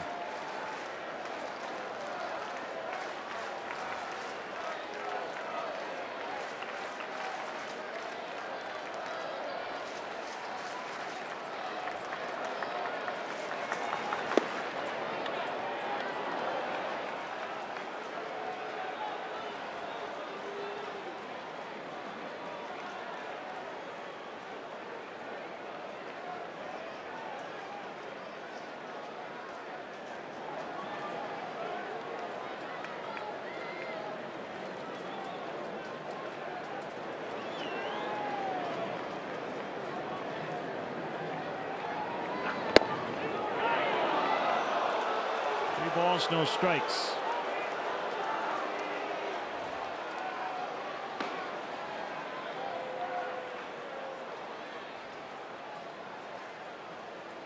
Just in case it's Brandon Morrow. And just in case might come sooner than it normally does because of the conditions. Yep. So Dozier walks.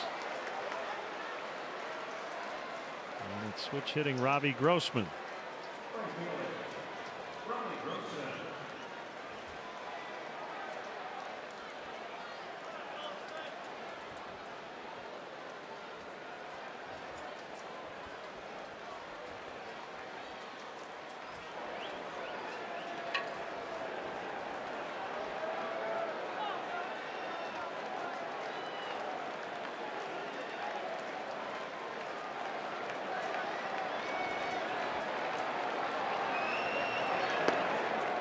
Inside.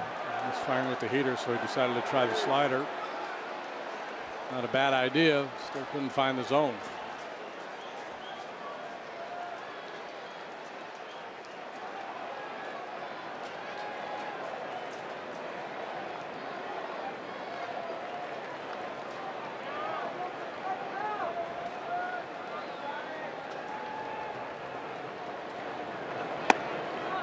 Grossman doesn't hit a lot of home runs, but he does have power. He hit 9 last year and 382 ABs. He had 11 the year before, 332 ABs.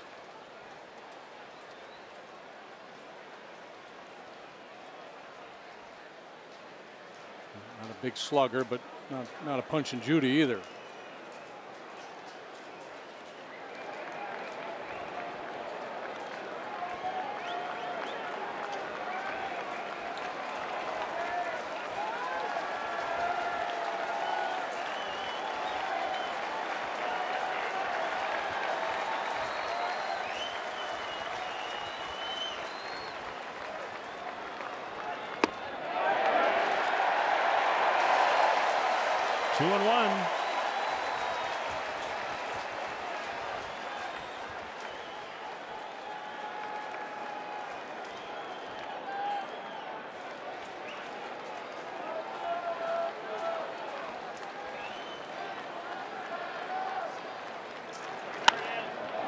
Into center, and Almora can't get to it, and a run will just score as Rosario was originally going to hold. Gene Glenn sent him, figuring the Cubs would not try to throw him out, and that will be it for Wilson. And with a tying run on deck, this is creating a save situation for Brandon Morrow.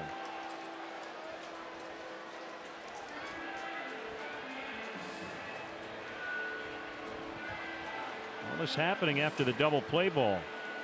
So we'll be back to Wrigley Field in a moment.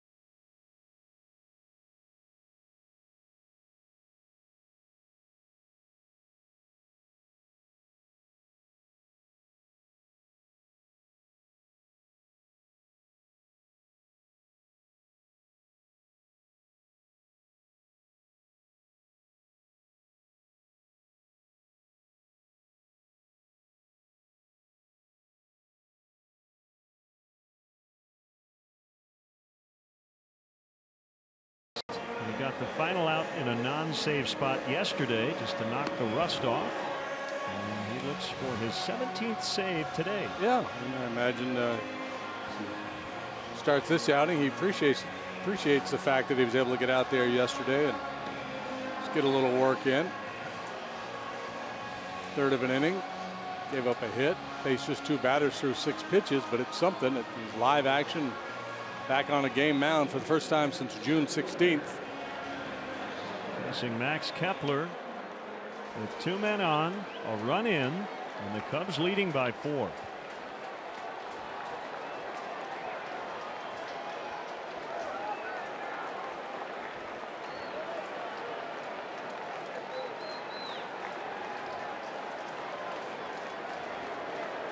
In 6, 9th inning. That should do it. Almora. Cubs win. Cubs win. Montgomery beating Barrios. And a lot of offense once again this afternoon as the Cubs were able to come from behind. And the big blow from that man, Addison Russell.